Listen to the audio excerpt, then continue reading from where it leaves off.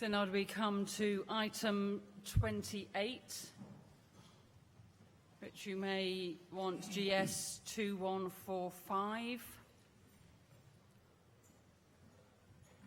This item is set out on order paper 6.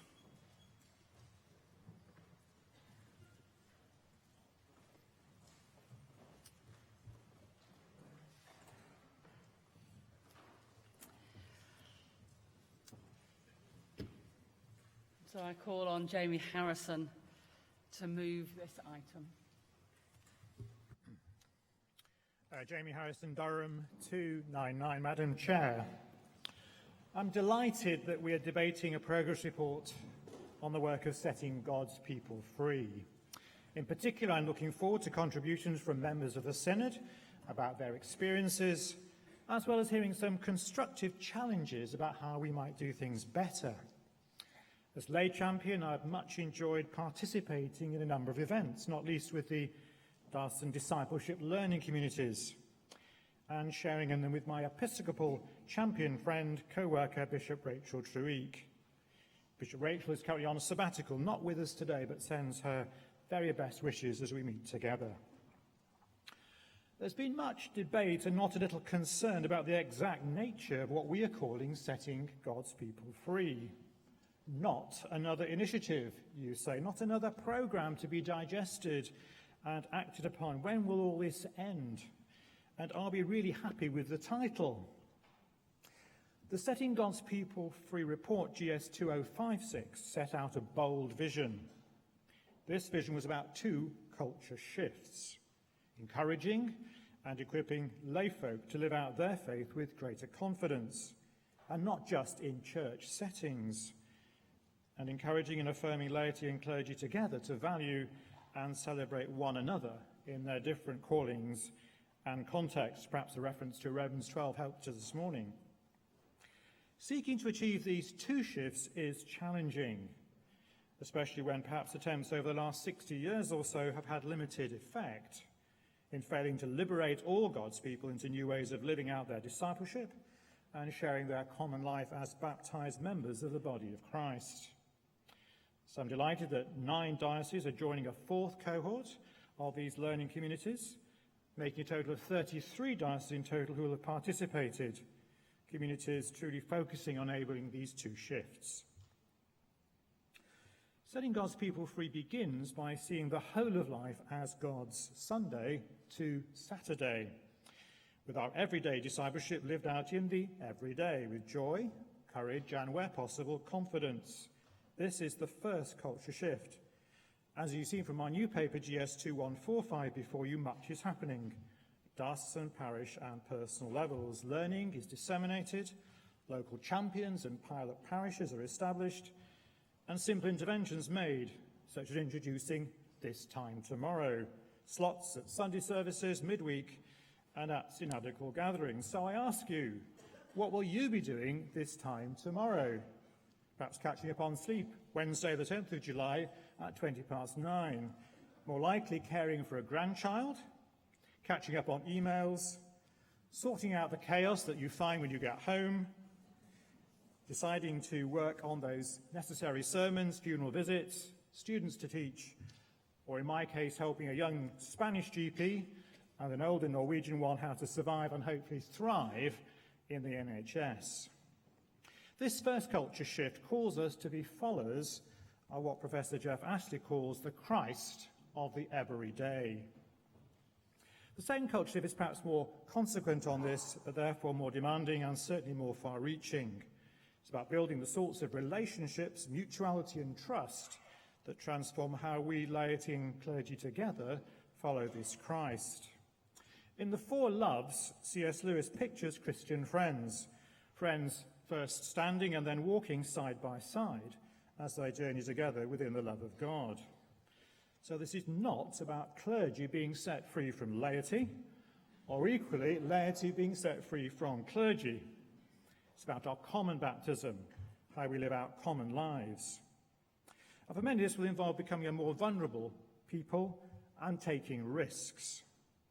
As the vision for ministry in a Christian presence in every community puts it, The whole people of God by baptism share in bearing Christian presence through worship, witness and service, being the body of Christ in every and in any place and context.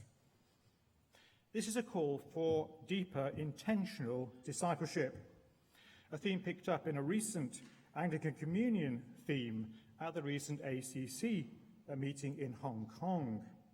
Here, together, all seek to be disciple-making disciples. Here, ordained and lay ministers teach and equip the whole laity to follow Jesus confidently in every sphere of life. All are baptized with complementary gifts and vocations, mutually accountable in discipleship, becoming equal partners in God's mission, truly intentional discipleship in partnership. Here too, clergy and laity see one another as gift, a precious gift one to the other. Me a gift to you, you a gift to me. Each gift is personally received with joy. But as we're discovering from recent scholarship, such gifts require a reciprocal response. I need to respond to you as you need to respond to me. Several dioceses in learning communities have begun to live this out in new ways, ordained and laid together, addressing mutuality, especially in relation to supporting clergy. Great to hear in the debate we had on the care and well-being of the clergy on Sunday, that issue of how together we can do that. Alison Coulthard, in her amendment, finds this helpful in terms of mutuality. For too long, I think some laity have acted as consumers of religion, treating clergy as some sort of functional service provider at the beck and call of the parish or gathered community. Equally, some clergy see laity as only of value when they are performing in church mode, happy to commend the 40 minutes or so spent on a Sunday teaching in the Sunday school, while perhaps ignoring the 5 to 6 days per week spent as teachers in the local state primary school. Bishop Rachel seeks to ask those she meets in a church context about who and what they are when not in church. Anything with a church rotary involved in the conversation is banned, at least initially. Our background paper, GS 2145, outlines how much is being done practically to address these two culture shifts. It shows that the reality of implementing such change is complex and will take time. The scope of this calls for a kingdom focus. So I welcome the amendment from Shane Ardron, which strengthens the focus on kingdom values and priorities. We have a collective responsibility. In having this debate, we're reminded about that responsibility in owning, each of us, what God's setting God's people free aims to achieve. As we encourage others in the vision, as we implement it in our dioceses and local contexts, so that true culture change becomes embedded in our structures. So I welcome Nigel Bacon's amendment, with its call to see what we are doing, continuing into the next quinquennium, into the next 5 years. If we are really serious about everyday discipleship, as we are, and about rejoicing in our common baptism and value each other's gifts, which I hope we are, then we need a longer-term perspective. We need to embrace the culture shifts in setting God's people free as foundational. Such culture changes underpin much of what we want to see happening, but which goes well into the future.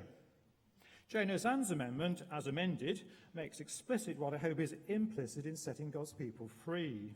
All are invited, all welcome to contribute to the life of the kingdom. So going back to the main motion, it reminds us that progress is being made. The whole people of God has to be involved. Together, we must not lose momentum.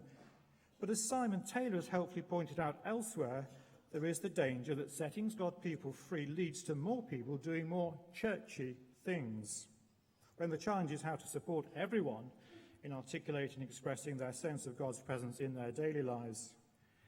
He's wise to challenge us about that natural pull back into the church. We start to move out and then somehow by osmosis or whatever, we're pulled back in. We take our eyes off our incarnational calling of being followers of Christ in the everyday, a Christ firmly rooted and found in the lives of others. So, as you'll have heard, I'm happy to accept all the amendments as amended. And I very much look forward to contribution from Synod members as they reflect on their own experiences of setting God's people free. Madam Chair, I beg to move item 28, standing in my name.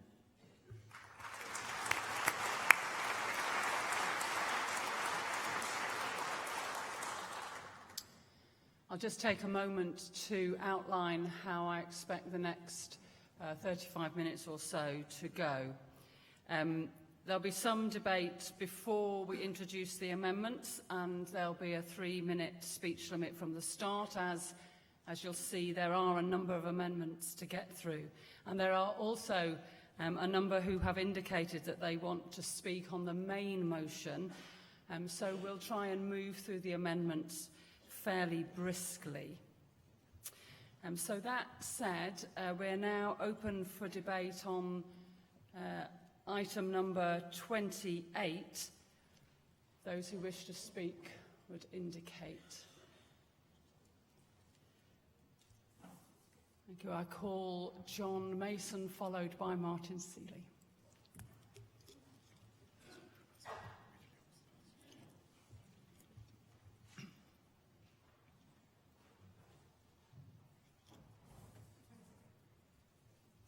John Mason, Chester, 281. Crisis? What crisis? Said Prime Minister Jim Callaghan as he stepped out of a plane at Heathrow in January 1979, returning from a summit in the Caribbean to a cold winter of discontent. The actual words he used were different, but the message he gave was not. He failed to understand fully the severity of the situation that the country was in. He did not sense that something drastic needed to be done, and done quickly. And he paid the political price for such apparent apathy later that year when he lost the election. I was fortunate to be part of the Chester team in the first DLC that met in 2018. It was a very positive experience. My fellow team members gelled well. We were united by a desire to bring the good news of Jesus Christ to more people more effectively. We encouraged each other and were encouraged by those from other dioceses. We shamelessly stole their good ideas and practices. We hope that they learn some from us. And within Chester, we've been able to run a variety of different events that encourage people in whole life discipleship. We've changed systems to help address them and us issues between clergy and the laity. We have drawn together and provided access to resources that can be used by parishes. We have developed some liturgical resources of our own. We've produced and begun to execute a communications plan that encourages culture change, and we've provided stories of witness and evangelism in the scattered church of everyday life. We've worked directly with over 20 pilot parishes to learn what works best in different contexts of parish type and church tradition. We have seen so much that has worked really well. To be honest, we thought we were doing pretty well. Some of us may even have felt just a little bit smug. And then we were challenged to remember that setting God's people free is not a program, it's not about doing, it's about culture change. And bringing about culture change is hard. It's very hard. And the process will not even start unless there is a sense of urgency that the current position is unacceptable. So the challenge now is whether amidst all our busyness, we have lost sight of the first step in the entire process. Are we like Prime Minister Callaghan, bathing in a metaphorical swimming pool in the Caribbean, and forgetting that in reality there's a cold winter of discontent that must be addressed? So yes, let's give thanks that so much progress has been made to date. And yes, let's seek, as in paragraph C of the motion, to ensure that the Archbishop's Council, the House of Bishops, and the diocese drive forward the changes in culture that the report demands. But let's also push to ensure that the fundamental case for change continues to be made.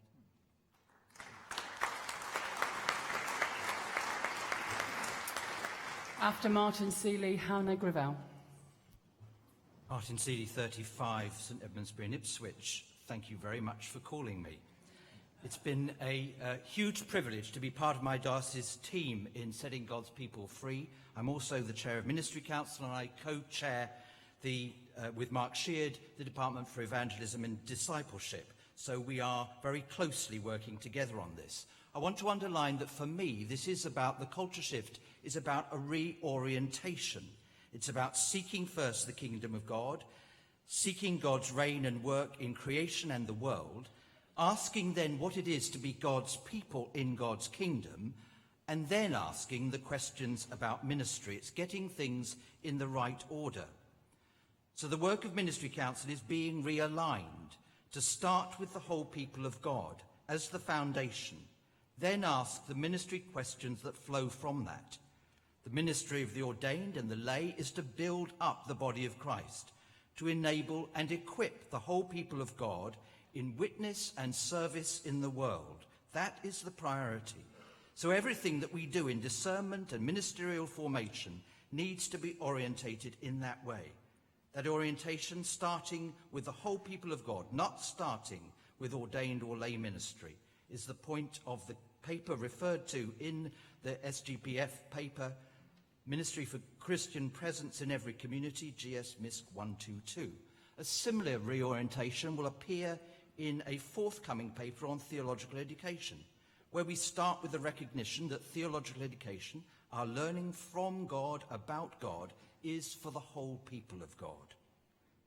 So if that's the reorientation, and those are some of the steps we're taking, I'm also mindful in my diocese of small steps that we take. This is big vision and lots of small steps. Small steps we take in our own lives. Many of us do, reflecting, for example, regularly in our daily lives where we've experienced God's presence and God's absence.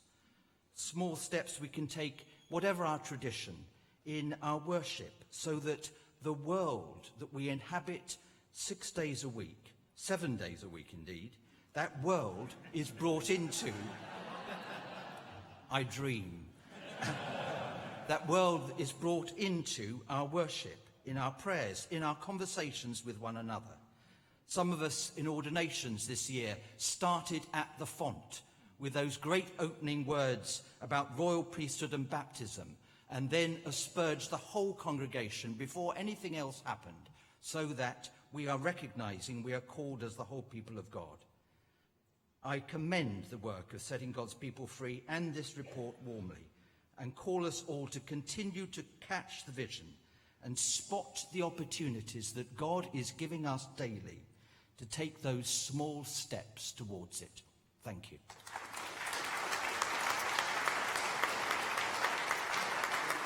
After Hannah Gravel, Sharon Harper. Hannah Gravel, Derby 297. Thank you, Chair, for calling me. I speak to you today as a layperson, and probably my last time as a layperson on this synod, because I will be standing down, but I am going to Theological College in September. So don't think for a second I won't be standing in the House of Clergy when I get there. I very much welcome the report and agree with the urgency required for a culture change within the Church. I was disappointed, however, that it was scheduled for Tuesday morning. Jamie asked what we will be doing tomorrow. Well, I will be back at work first thing in the morning, and because I work full-time, and I take annual leave to be here. Not all people on this synod have that luxury, or would simply like to use their annual leave for holiday rather than for synod. And I know some have already had to go home before this debate could happen. I was struck with what Sharon Harper said on Friday, if you cast your mind back to her excellent address. She told us that the Mothers' Union sought to meet people where they were at and don't expect them to come to you. This really struck a chord with me because in Derby Diocese, many courses or meetings are held during the day in the week when I'm at work, and I often have to send my apologies. I'm a little nervous saying that as my bishop is chairing this debate. If synod, your desire is for more people who are in work or just even to come to church and fully partake in everything that is, the culture change starts with you. Please put things on the weekend. Please put things in the evening. I do say that, though, as an ordinand as well, and very mindful of the stretch that clergy have. Don't be afraid to take extra time if you need to work later in the evening. I think there is a really good way to mix the two and have the two come together in an excellent way.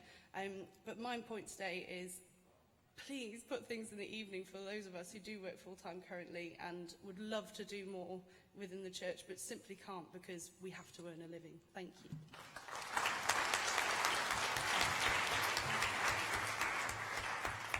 After the next speaker, I will be calling Jane Ozanne to move the amendment in her name. Sharon Harper, Anglican Communion guest, thank you for calling me chair.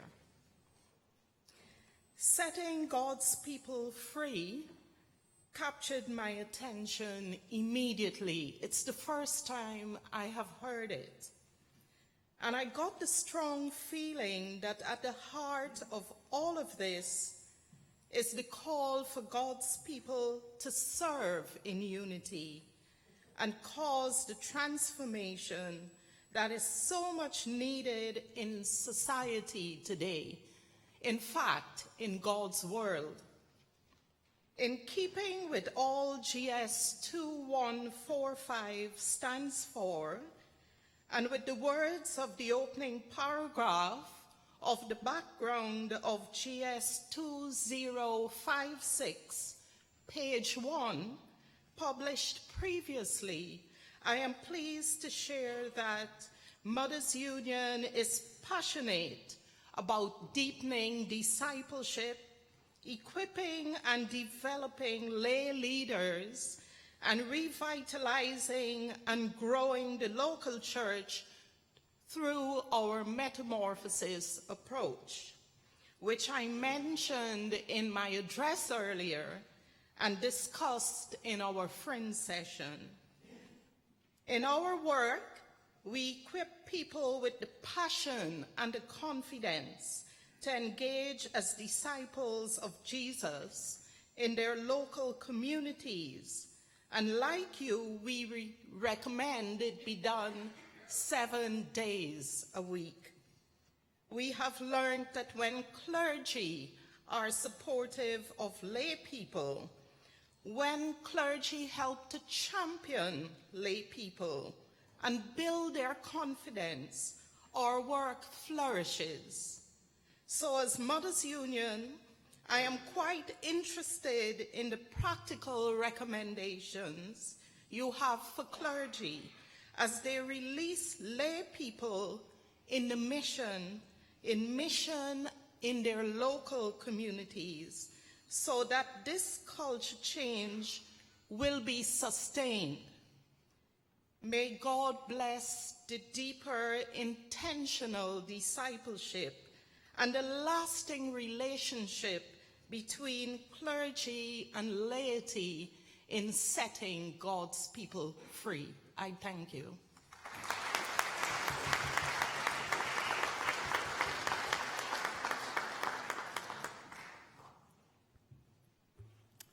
So Jane, if you would move the amendment in your name, item 56, you have up to 3 minutes. Jane Ozanne, Oxford 379.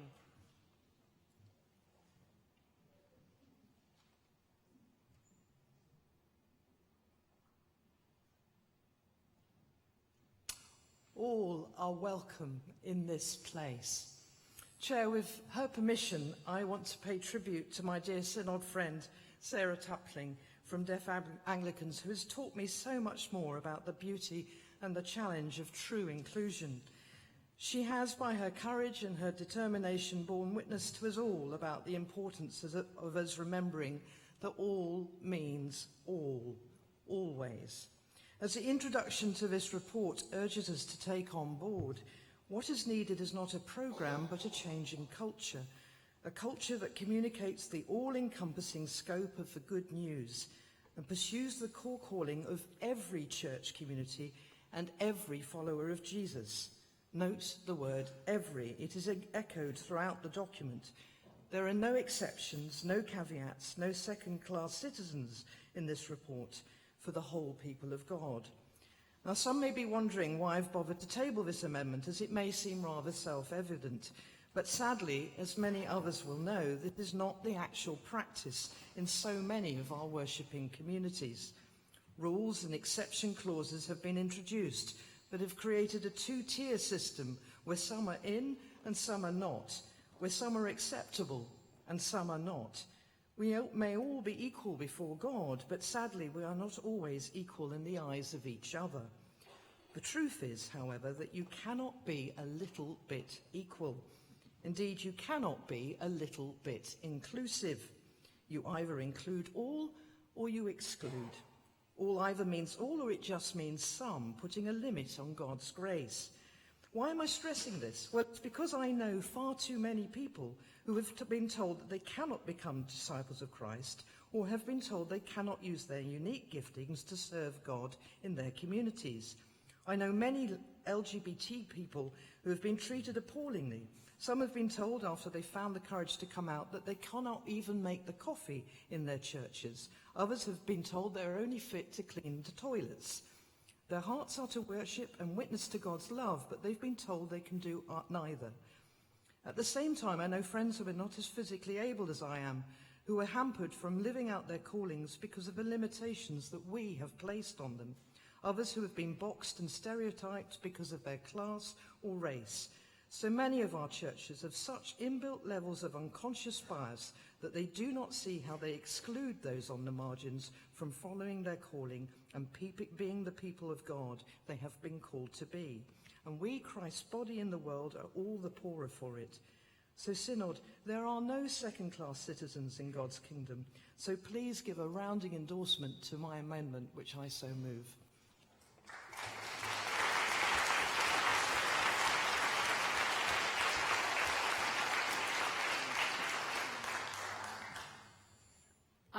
With my permission, I'm going to ask April Alexander to move her amendment to this item at item 57, so we can deal with them together. April, you have up to 2 minutes if you need it.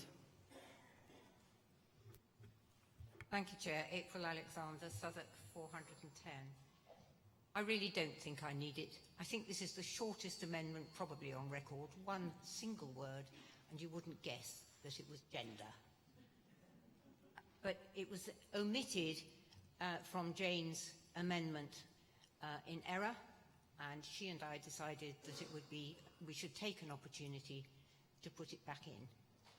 So I move this amendment. Thank you. Jane, would you like to respond? Very much so. I'm so sorry I forgot it. I accept it fully. Thank you.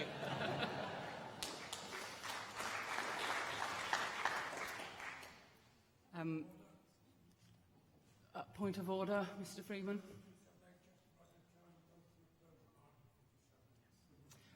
That would have my support. Can you show me if you are in favour of moving straight to a vote on...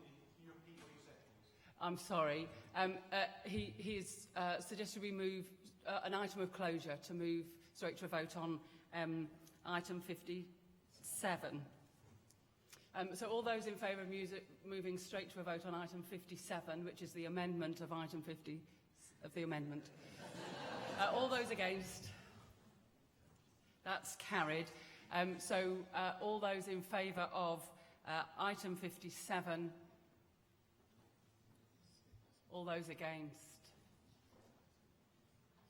That is carried. Which means we now return to item 56 as amended. Jamie needs to comment on the amendment to the amendment. I'm very happy to accept the amended amendment. So item 56 is now open for debate. I will call Caroline Herbert, followed by Prudence Daly.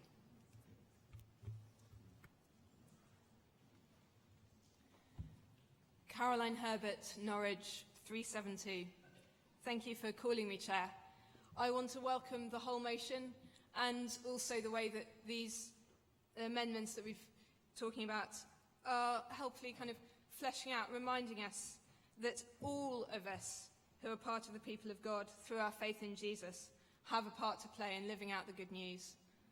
And I was very struck yesterday in the Bible study on 1 Peter 2 how it's just so relevant to what we're talking about, because we were reminded then that both slaves and free, the ultimate distinction in the Roman Empire, they were both together part of the people of God. Peter calls the church a chosen race, a royal priesthood, a holy nation. no division between anyone who's part of the people of God. And I think that chapter there also tells us something of what it means to live out the good news, that takes it beyond being a simple phrase that we quote. It's about what we do, the honourable deeds. And we often hear of those at Synod. We've talked about how we respond to serious youth violence and supporting refugees and asylum seekers. We're going to talk later today about valuing and supporting people with dementia and their carers. But Peter also talks about how we live, being holy, living as children of God, ridding ourselves of malice, guile, insincerity, envy, slander, abstaining from desires of the flesh, following Christ's example as we endure suffering for doing what is right. And more than that, it's not just living out the good news, but Peter calls on us to proclaim it as well, proclaiming the mighty acts of him who called you out of darkness into his marvellous light. Where there are opportunities, and where we can make opportunities, we can tell people this good news, that Christ himself bore our sins in his body on the cross, so that, free from sins, we might live for righteousness, because by his wounds you have been healed. Synod, what we have in setting God's people free, I don't think it's original. The Apostle Peter got there first. And I think if we pass this motion, I would like to say, I think we will say that we agree with Pete.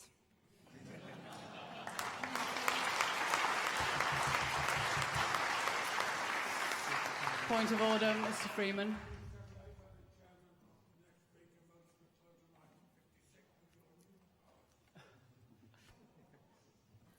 Thank you, Mr. Freeman. I think after the next speaker, I'd like perhaps to call one more speaker, but then I would be ready to move to out of closure on this motion. So, Prudence Daly to speak. I'm sorry I didn't remind Caroline. I will say it again. We're on a 3-minute speech limit, and then to call Henry Curran. Prudence Daly, 376, Oxford. Now, I want to say that I entirely get and appreciate and support the spirit behind this amendment of James. But my concern is that as soon as we start naming particular groups, then we actually emphasise what divides us rather than unites us. And immediately the question arises, well, which groups? I mean, we've already had April Alexander's amendment to add gender, but then you could say, well, what about this? The amendment mentions physical ability. What about mental ability? What about age? The very young and the very old, not always fully appreciated in our churches. What about, and I'm not being facetious here, but weight, height, perceived attractiveness? There's plenty of evidence that people are discriminated against because of those things. And so I think by specifying particular groups of people, we actually run the risk of making the motion less inclusive rather than more. Perhaps I should have proposed an amendment to the amendment, because certainly I'd be very happy with the first part of this.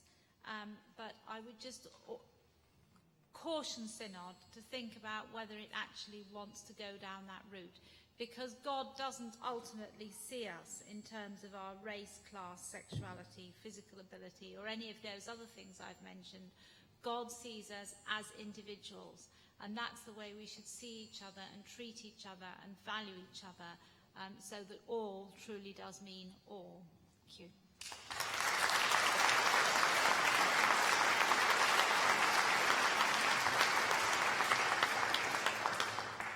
Okay, you have up to 3 minutes. Henry Curran, Sutherland, Nottingham, 226. Thank you for calling me, Chair. As someone who likes to give the Holy Spirit a more roomy temple than others might do, I appreciate Prudence's comment about weight, perhaps. Thank you. I would like to speak in favour of the amended amendment for 2 reasons. Firstly, I think the word should in Jane's amendment strengthens the motion in an important way. I lead a church in which I know there are some lay folk who would hear this original motion as saying if they want to get involved, they can. But actually, I think what the Romans 12 passage we heard earlier does is say it's not a question of if you want to, you can. It's you have unique gifts, and therefore you should. I think the word should is important. Secondly, I do think it is important that it is made explicit that those words, all God's people, include people regardless of their sexuality and their gender. I am a conservative evangelical. People in the church I lead know that I believe in the unchangeable standard of Christian marriage between one man and one woman as the proper place for sexual intimacy. The church I lead knows that that's what I think, and the majority of people would think and try and act in a similar way. And it is precisely because of that, because I'm a conservative evangelical leading a conservative evangelical church, that I think it is important that it's made explicit that who someone is or is not attracted to does not in any way mean that ministry is not for them. I think it's hugely important, for example, that our director of music, who is someone who also leads services and preaches from time to time, who uses her day job to work for a charity that is making the gospel known among African people in Africa, and who uses a weekly dance class as an opportunity to try and show God's love to people who don't know him. It's hugely important that she knows the fact that she experiences what she would describe as same-sex attraction in no way means that she should not be contributing to the ministry of the gospel in the way she does. In fact, I would go further. I think it is important that she knows that she is not only allowed to use her gifts as though her sexuality meant that she might need permission that others wouldn't, but that she knows that she should play a full part in living out the good news.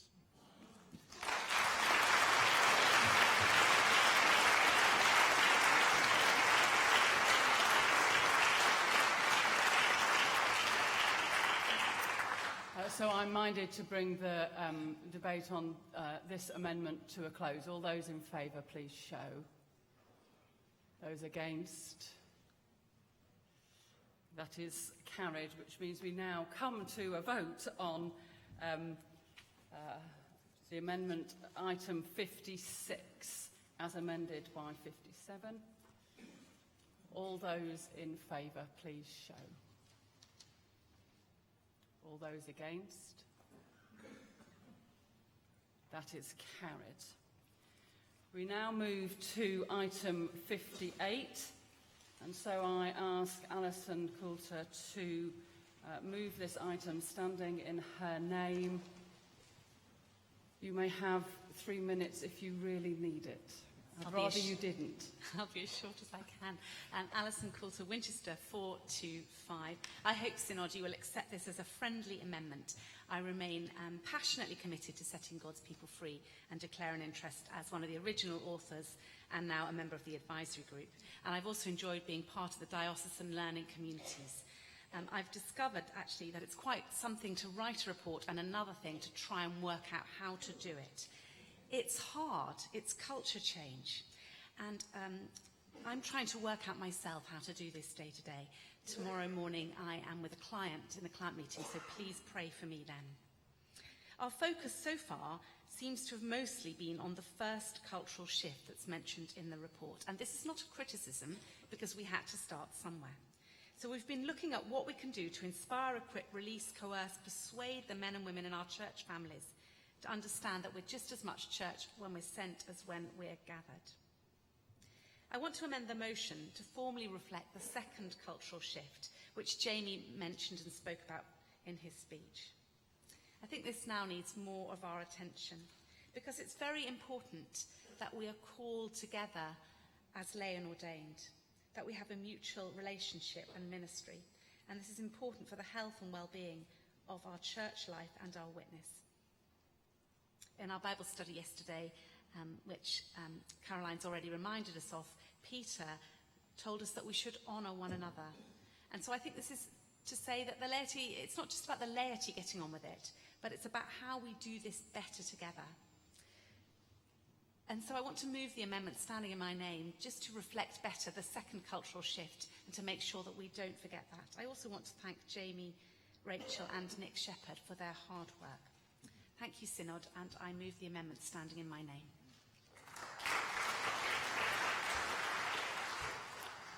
Jamie, I need you to comment as briefly as possible. Very happy to accept. Point of order. That would have my support, so we can move through these amendments and then return the debate to the whole motion. So I'll test the mind of Synod. Does that have the support of Synod? Those in favour? Those against? That is carried. So we move to a vote on item 58. All those in favour? Thank you. All those against? That is carried. So we move to item 59, and I ask Nigel Bacon to move the amendment in his name with up to 3 minutes if he needs it. Yeah.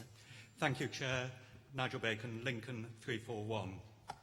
I applaud the motion and all that is being done to implement the Setting God's People Free recommendations and achieve the foundational cultural changes on which its success depends and to which Alison Coulter's amendment refers. In my own diocese, when we talk about equipping people to live out their faith confidently from Sunday to Saturday, in other words, everyday faith, we invariably get a very positive response. Setting God's People Free is totally aligned with the vision of my diocese of transforming lives in Greater Lincolnshire, and indeed, we will not achieve that vision unless we all, lay and ordained, apply our complementary gifts as equal partners in mission and undergird that with mutual recognition and support. We have started on the journey of cultural change with some small preparatory steps, which time prohibits me from mentioning. But those small steps are but a small start. Our challenge in Lincolnshire is to pick up the pace. Cultural change does not come quickly. It has to be worked at with patient persistence over many years if it is to take hold. But all too easily, we know as a church, we get distracted by other things and lose focus. Or we spot the early signs of change, declare success and move on to something else. And then the cultural change we seek soon dries up, withers and dies. The motion calls for the cultural changes to be driven forward, but with how much energy and for how long? Real, enduring cultural change is never quick, and it is essential that we maintain focus on it amidst everything else that is going on in the life of our church. The objectives of Setting God's People Free are simply too important to risk failure. That is why I ask you to vote for this amendment and call on the Archbishop's Council to maintain focus on this as a strategic priority throughout the next quinquennium. The journey may take longer than that, but at this juncture, let us at least commit to the next 5 years and then see where we stand in transforming lives throughout our nation and the communities we serve through everyday faith lived out from Sunday to Saturday by all God's people. I beg to move my amendment. Jamie. Very happy to accept. Point of order.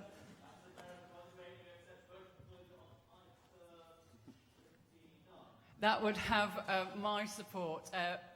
Do Synod agree? All those in favour? Thank you. Against? That's carried. So we move to the vote on item 59. All those in favour? All those against? That is carried. So we move to item 60. I invite Shane Ardron to move the amendment standing in. Shane Ardron, Leicester 333. God's kingdom. What thoughts come to mind when you think about this? Do we think of safe parables about mustard seed and yeast, or weeds and fish in nets? When we think of them, do we feel comfortable about it? Is it distant, somewhere over there? Or is it up close and part of your life? If these are symbols and ideas to think about the kingdom, what is the king like who wants to run a kingdom like this? If you are a citizen of this kingdom, what kind of characteristics will you have? Well said, teacher, the man replied. You are right in saying that God is one and there is no other.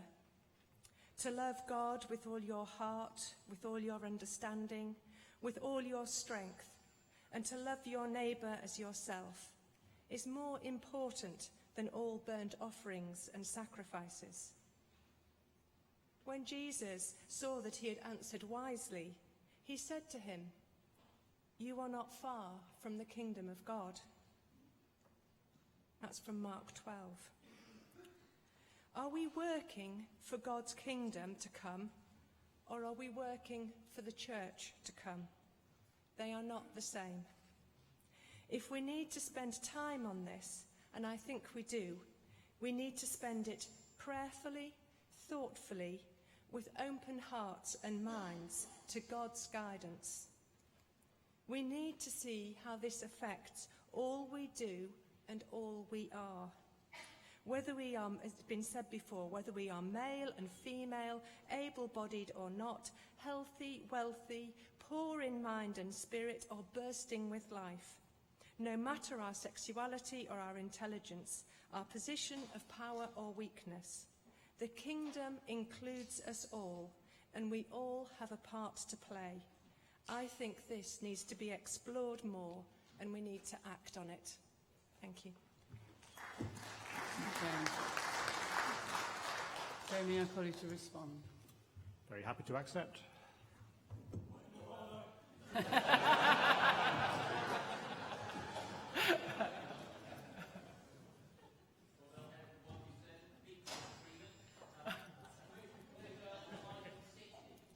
That would have my support. Does it have the approval of Synod? All those in favour? Those against? That is carried. So we move to the vote on item 60. All those in favour? Those against? That is carried. And so we return to item 28 as amended. And this item is now once again open for debate. I call Ruth Newton, followed by David Einson. I remind you there is a 3-minute speech limit. Ruth Newton, Leeds 136. I have a declaration of interest in that I am a member of the Rural Affairs Group.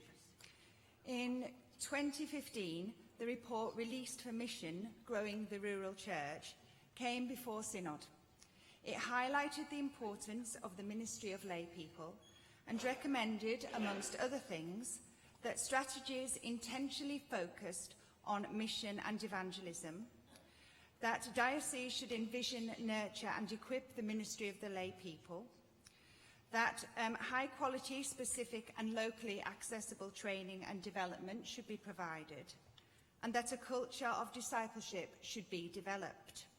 Does any of this sound familiar? Where the rural church leads, the rest of the church seems to be following. It may sometimes seem as if lay ministry in a rural context is all about keeping the show on the road, about creating mini-vicars, maintaining a building, keeping regular Sunday services happening when a vicar can't be divided between 4 different churches and be in 4 places at once. And this is true to an extent. But rural Christians are no strangers to Sunday to Saturday faith, because they are conspicuous Christians in their community every day. In small communities, the fact that you go to church is known, and you are held to a higher moral account than everybody else, but you are also frequently the first port of call in a crisis. Rural Christians are highly active in their community, volunteering to make up for the lack of services such as shops, buses and post offices, running lunch clubs, social activities, engaging in schools, providing lifts where there are no buses. This does not mean that more action is not required, more help is not necessary. My own church highlighted that speaking about faith and making conscious connections between faith and work were growth areas for them. But much of the proposed culture change is already happening in rural churches. So I welcome work in this area, and I trust that the recommendations in Released for Mission will be subsumed into the Setting God's People Free agenda, and that the helpful perspective that the rural church can provide will inform the process. Thank you.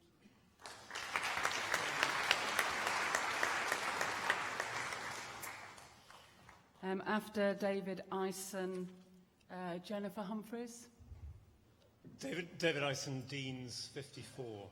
It's not the first time I've put the word cathedral into a word search for a Synod report and got a null result.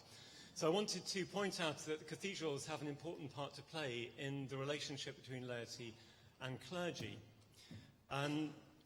One of the ways we do that is through a teaching role. At St Paul's we have a considerable adult learning programme, and many other cathedrals exercise that role as part of the bishop's teaching mission, as resources for laity and clergy together to be able to grow in ministry. Our cathedrals have thousands of volunteers who are engaged in mission on the floors of cathedrals, to the millions of visitors who come to our cathedrals each year, and also go out and engage in ministry and mission in the local community. And we have staff. At St Paul's we have something like 188 staff, of whom 181 are lay. For many of them, it's their vocation, their Christian vocation in what they do, in seeking to enable the cathedrals to be places where God's word is preached, where people come and encounter Christ.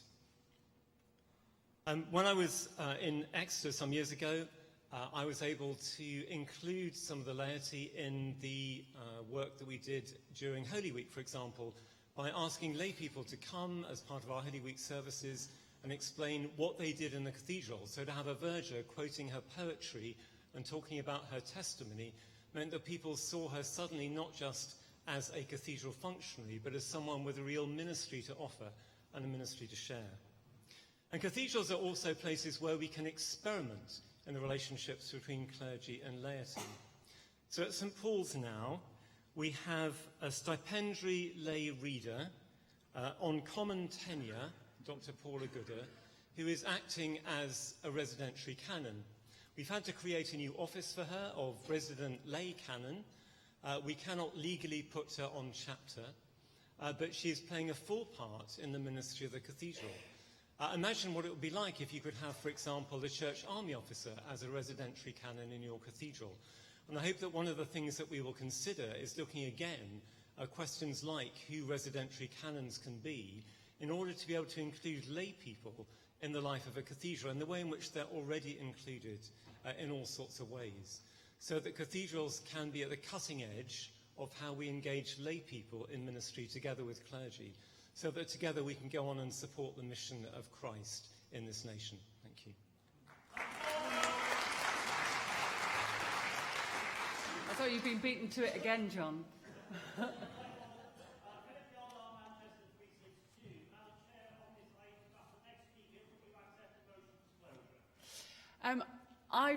I'm informed that we might have a little bit of leeway, and there are still people standing, so I think I might take another 2 speakers, and then and then I would be very grateful to close. So after Jennifer Humphreys, I'm sorry, I don't know your name, the gentleman here in the black sweater. Canon Jennifer Humphreys, Bath and Wells 248. Chair, thank you for calling me. I had actually sent in my request to speak on Amendment 57 or even 56, so I'm obviously changing what I'm going to say slightly. But to endorse those, obviously the amendments have passed, to endorse the main motion. And what I was going to do, and I will not take all your time now, was to read the sort of foundational statement of Inclusive Church, which does include some of the other sort of areas that Prudence Daly actually mentioned.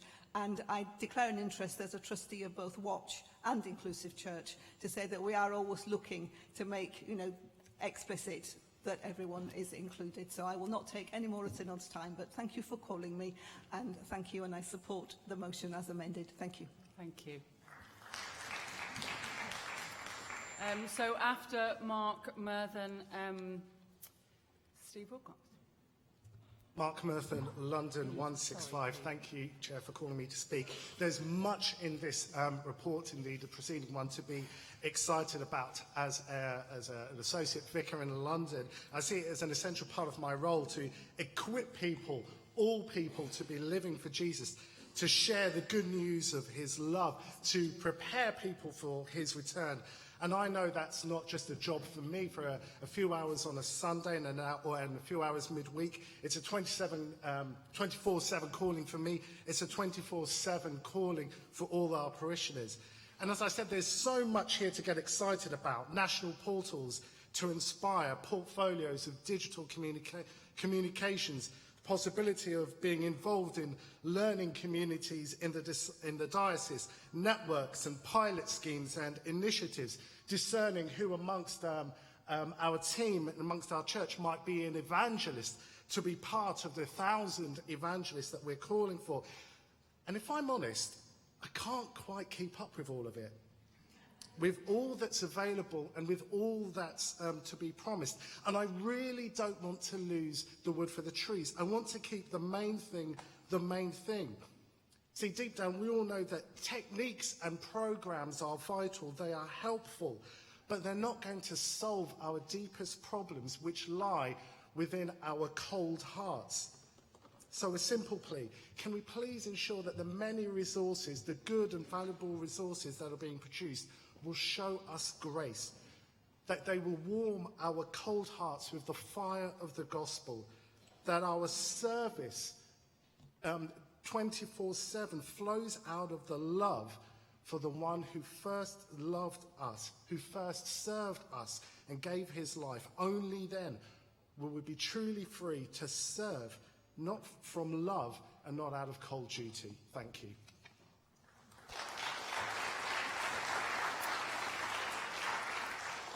After Pete, Adrian Greenwood. Pete Wilcox, Sheffield 037. Thank you, Chair, for calling me. I speak in warm support of the motion. Culture change is notoriously difficult to engineer, and measuring progress in culture change is particularly slippery.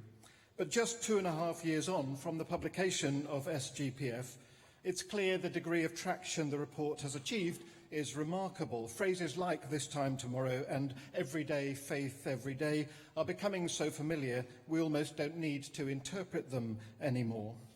Of course, it could just be coincidence, but it's worth remembering that this report, A, clearly identified the culture changes it wished to see, B, clearly identified the levers which might bring this culture change about, and C, clearly set out an implementation plan for delivery. And of course, it could just be coincidence, but this was a report produced by a task group made up entirely of lay people, with the honourable and gloriously predictable exception of the Bishop of Burnley. This could all be coincidence, but I doubt it.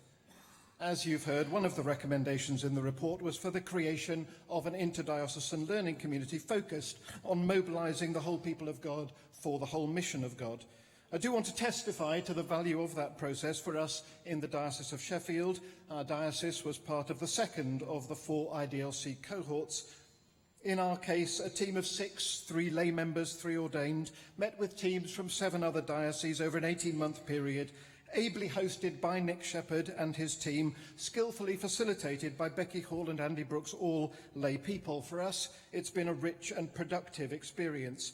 We've benefited from the opportunity to eavesdrop on other dioceses, from the chance to dialogue in particular depth with a buddy diocese, in our case, Bath and Wells, quizzing the members of that team about their plans and allowing them to quiz us.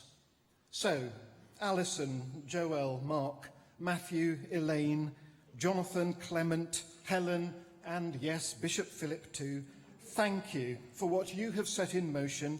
Thank you for demonstrating just how darned effective the lay contribution can be in partnership with the Holy Spirit and even with the ordained, in releasing followers of Jesus to achieve their full potential, without which, as the report puts it, we will never evangelize this nation. Thank you. Point of order, Mr. Freeman.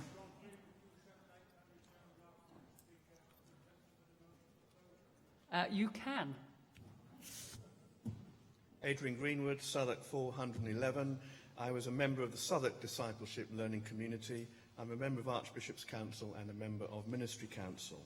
The second cultural shift sought by the SGPF report is as vital as the first, to seek full mutuality and accountability between clergy and lay, so that all God's people can be set free to become fruitful disciples and witnesses wherever God places them. This is about the whole of God's people involved in the whole of God's mission throughout the whole of God's world. And as Sentemu reminded us on Saturday, nurtured and nourished by the whole of Scripture read as a whole. I am a great fan of team sports.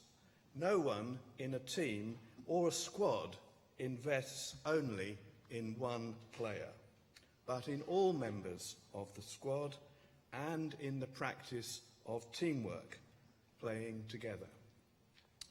When I was 16, having declared in public with my own mouth the vows said for me at my baptism, I knelt before a bishop who laid his hands on me and prayed, "Confirm, O Lord, your servant Adrian with your Holy Spirit." Since then, through the mutual support of lay and ordained within the local body of Christ, wherever I've been, I have sought to grow in discipleship, in following and loving Jesus, in acts of service to one another and to the local community and wider society, to seek the peace and prosperity of the place to which I'm called to live, to build the kingdom of God there. It is my firm belief that the fulfillment of the second cultural shift will set all God's people free, ordained and lay, for their mutual care, well-being and flourishing in the service of God's mission. As Justin said so powerfully yesterday, all of us, and especially ministers, should not tame but liberate one another in the service of God's mission. I'd like to end by commending this publication, which is available downstairs from the Faith and Order Commission, an offering on the theology of all God's people, and to quote from Bishop Rachel, the Episcopal Champion, on page 26. I believe that what is needed is a renewed understanding of our identity as church, being continually gathered and sent. It's all there in the liturgy of the Eucharist and reflected in the opening words of the ordination service, which is not all about the clergy, but rather about the church, which is the body of Christ, the dwelling place of the Holy Spirit, the people of God. This is about our baptismal calling, summoned to witness to God's love and to work for the coming of his kingdom.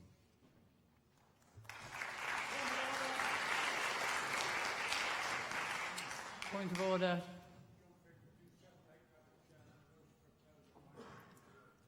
Thank you. That has my support. All those in favour, please show. Those against? That is carried. So I ask Jamie Harrison to respond. You have 4 minutes. Thank you, Chair. 3 minutes. Let's begin. done. Let's We're be in a all done by deflationary world, 25 I think. past. Well, thank you very much, actually, Madam Chair. You've managed to get 18 speakers in just under an hour, which is absolutely wonderful, and thank you for all who contributed. You have followed my early hope that we would have constructive challenge as much as death by anecdote, which was great. So John Mason, thank you, John, from Chester, telling us to keep going, as did Nigel Bacon. This is our long-term project. It's foundational. We need to keep going. Bishop Martin Seeley, yes, the whole people of God in God's world. I think a theme that Sharon picked up as well from the wonderful work of the Mothers' Union, particularly I gather in Blackburn Diocese at the moment. Hannah, yes, we do need to remember that lay people do work during the day, as well as at night and through the night, and how we work out how best to engage so they may be equipped for that work that they're doing in the world. I thought it was a very helpful conversation from Jane and April's amendment. It got a stimulation, I thought, which was exciting from Caroline, from Prudence, from Henry, allowing us to engage, perhaps inadvertently, in the pastoral principles around how we do work and live together. Perhaps a risk of church focus, but that's always the way we go. But lots of good stuff about everyone's involved, everyone's engaged. How do we encourage that? That word should from Henry. This is not something that's optional, perhaps, something we need all to be involved in. Hence Alison's focus on mutuality, picked up by Adrian Greenwood at the end. Sharon, the kingdom of God is a theological imperative. And in calling all God's people, which I hope you picked up from downstairs, there's a beginning of the work there on understanding how the kingdom is deeply engaged in what we're doing in setting God's people free. It's good to hear that the rural church is already ahead of us, pioneering. Ruth, thank you for reminding us of Release for Mission, growing the rural church. I do think we are knitting together with that. Yes, David Ison, wonderful. Thank you so much for the St. Paul's welcome last week as we had that wonderful ordination service. Can I encourage you in the wonderful work you do in the public square, equipping more and more lay folk to understand their lay roles in the city and business, in the universities and so on. So yes, cathedrals very much at the centre, I think, of this work, and I'm sorry if that's not been explicit. Jennifer Humphreys, again, reminding us of inclusivity and the importance of that. But Mark Murthan, about the importance of resources, and again, that's saying very much, not least with the digital team that we're working on. The Bishop of Burnley fan club, thank you from the Bishop of Sheffield. Great to see that very important episcopal input into the original report and his experience of the learning communities.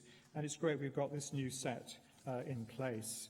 So thank you all for those challenges. We've noted them down. We're going to work with them, keep sending stuff in, keep irritating us and annoying us and getting us on the way. So I'm very delighted that this item has come and that I've been able to move it. Thank you, Chair.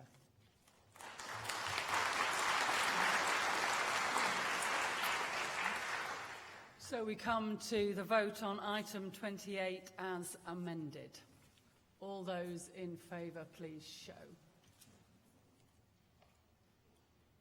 Against? That is carried. Thank you, Synod.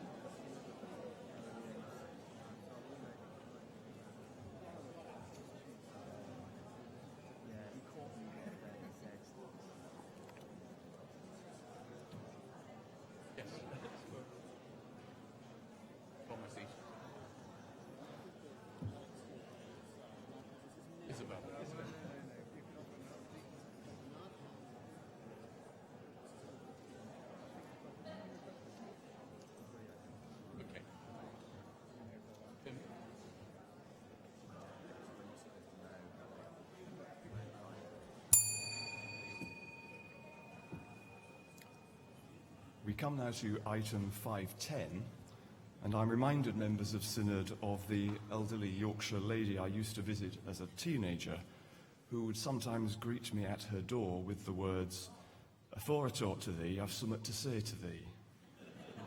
Well, before we begin this business this morning, it seems appropriate to note that we shall be marking a little synodical and legal history today, as this is the very first order which comes before the Synod under the simplified procedures under the Legislative Reform Order 2018.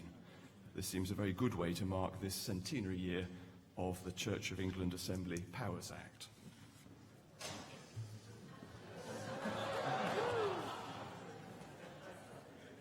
I realise you'd already thought of that.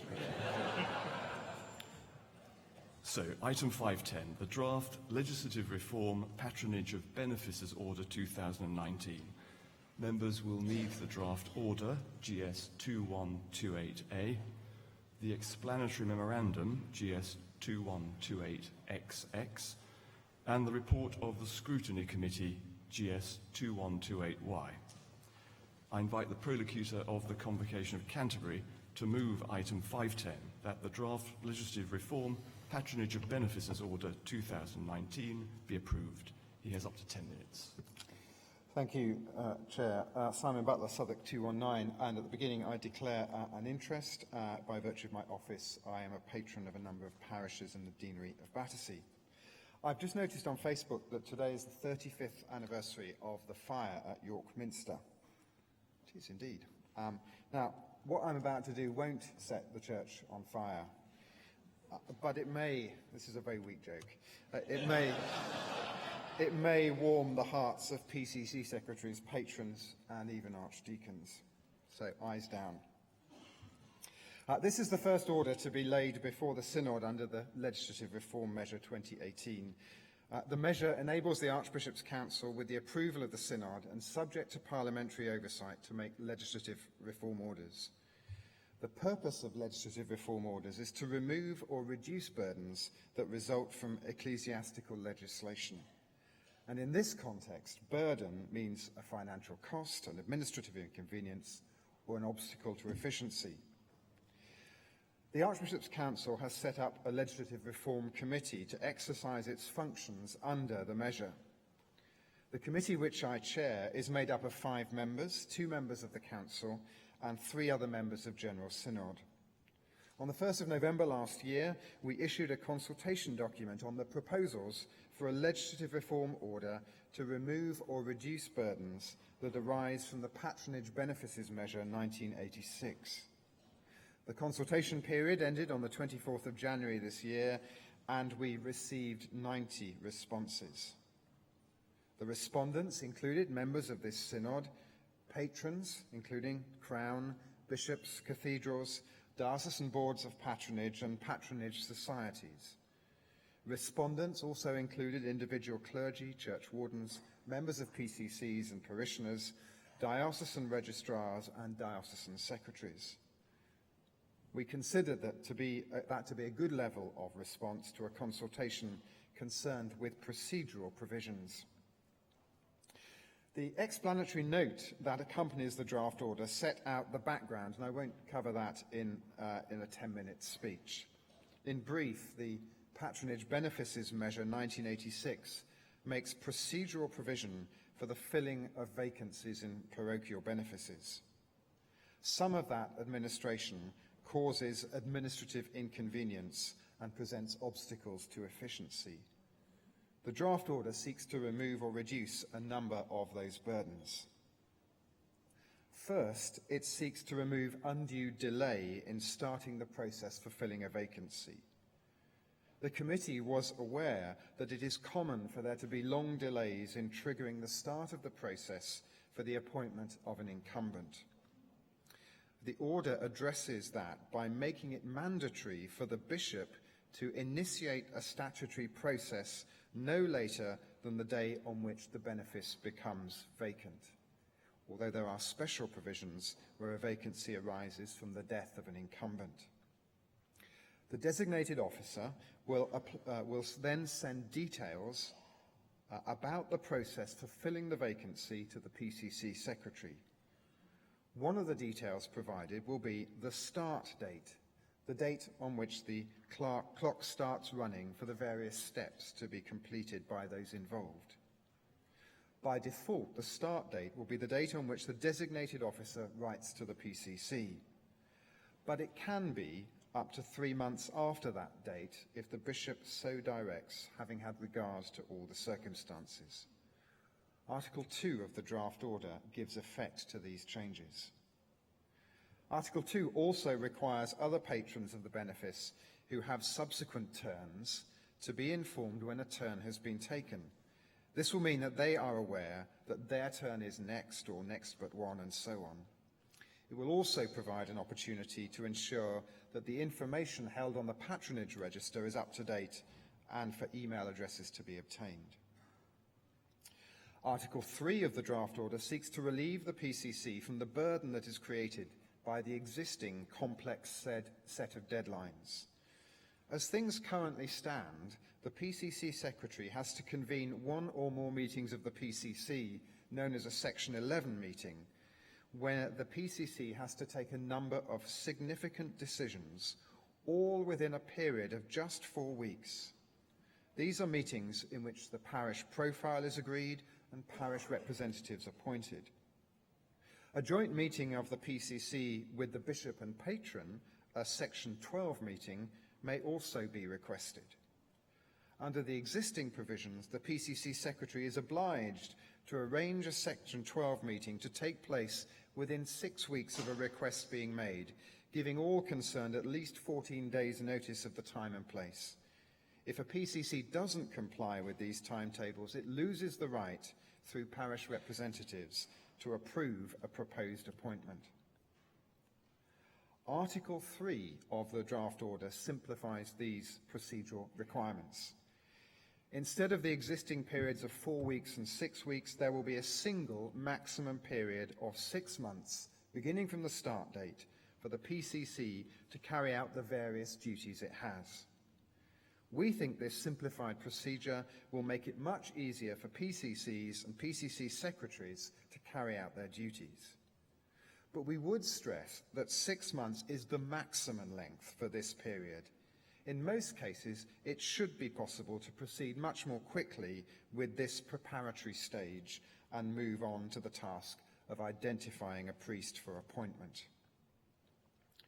Article 4 is concerned with the lapse of patronage. Lapse currently occurs where a vacant benefice remains unfilled 12 months after the start of the process for filling it. The patron loses the right to appoint, which lapses to the bishop, or in certain cases to the archbishop. Some vacant benefices are difficult to fill, and it can take longer than 12 months to find a suitable candidate. And if lapse occurs before a candidate is found, the appointment process changes partway through, with the patron dropping out of the picture and different statutory provisions coming into play. And this can be disruptive and inefficient. Having taken account of the consultation responses which addressed this issue, we concluded that the period before lapse occurs should be increased to 18 months. That will mean that following the preparatory stage, there should always be at least a 12-month window for finding a suitable minister for appointment. We believe that this should be of some assistance for difficult-to-fill benefices. Article 5 provides that where patronage is exercised jointly, a joint patron may appoint one of the other joint patrons to act on his or her behalf. This optional provision will enable a reduction in the number of individuals who have to be involved in making an appointment. Article 6 brings the legislation up to date by allowing notices and other communications to be sent by email. I'm grateful to the Dean of the Arches and his scrutiny committee for its consideration of the draft order. It has made some helpful minor amendments and has issued a favourable report. So I hope the Synod will agree that the order will make a number of useful changes to the procedures for filling vacancies, in particular by reducing the burdens on PCCs and ensuring that attention is given to the filling of benefices as soon as they become vacant. If there is one way you might describe this in the light of the previous debate, it's setting the PCC secretary free. I move the motion standing in my name.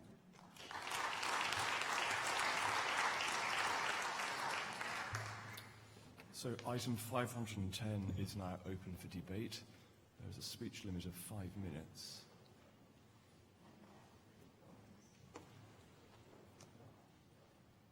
The Auditor of the Chancery Court of York and Dean of the Archers, followed by Mr. Baines.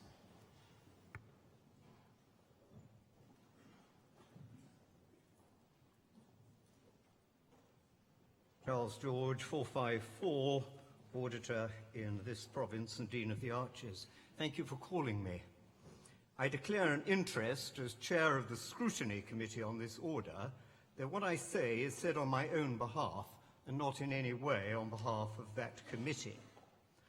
My reason for testing your patience in this debate is because in a very small way I was involved, along with those giants, the then Secretary-General William Fittle and the then Principal Legal Advisor Stephen Slack, in the conception of what became the legislative reform measure. And as Chairman of the Revision Committee on that measure and of the Scrutiny Committee on this particular draft order, I've had a privileged insight into this new way for Synod to enact legislation. The comments I would make are three. First, as this draft order shows, the new procedure markedly expedites timescales. Had this draft order been the subject of a measure, it would stand little chance of receiving the royal assent before 2021, whereas if you approve it, then it's highly likely to become law later this year. How soon, no one can say, because the order has to be laid before Parliament as a statutory instrument, and for reasons we all understand, parliamentary processes are not working quite normally at present. Second, the consultation exercise which was carried out in respect of this particular order was so extensive and the published response to consultation so full that when taken together with the work of the Scrutiny Committee, conscientious members of Synod are, in my view, as well, if not considerably better informed than would be the case if the matter were proceeding in the normal way by measure. However, I draw to members' attention the fact that such detailed consultation comes at a cost in terms of person hours in legal office, I suspect exceeding that which would be involved were the matter to be dealt with by measure. So don't assume you're getting something for nothing, as it were. Third, the Scrutiny Committee does not have the powers of a revision committee. I have little doubt that if the draft order had been the subject of a measure, then the revision committee would have sought to widen its scope to deal with some of the wide-ranging other matters which were highlighted in the consultation responses. We felt constrained to considering only whether the draft order fell within the terms of the measure and was appropriate for treatment through a draft order rather than measure, and whether there was substance in the representations, one only in this case, though a very detailed and well-argued submission, which were formally referred to the Scrutiny Committee, and whether there were other ways in which, without extending the scope of the draft order and without necessitating a further round of consultations, the draft order could be improved. So, members of Synod, if you consider that this draft order brings significant simplification, albeit not going as far as you would have wished in resolving present problems with the patronage and appointment system, I'd urge you to support the order, however much outside the chamber you may, and in my view rightly will, press the Legislative Committee of the Archbishop's Council to bring forward more extensive changes in this area by whatever route they consider best, measure or further draft order.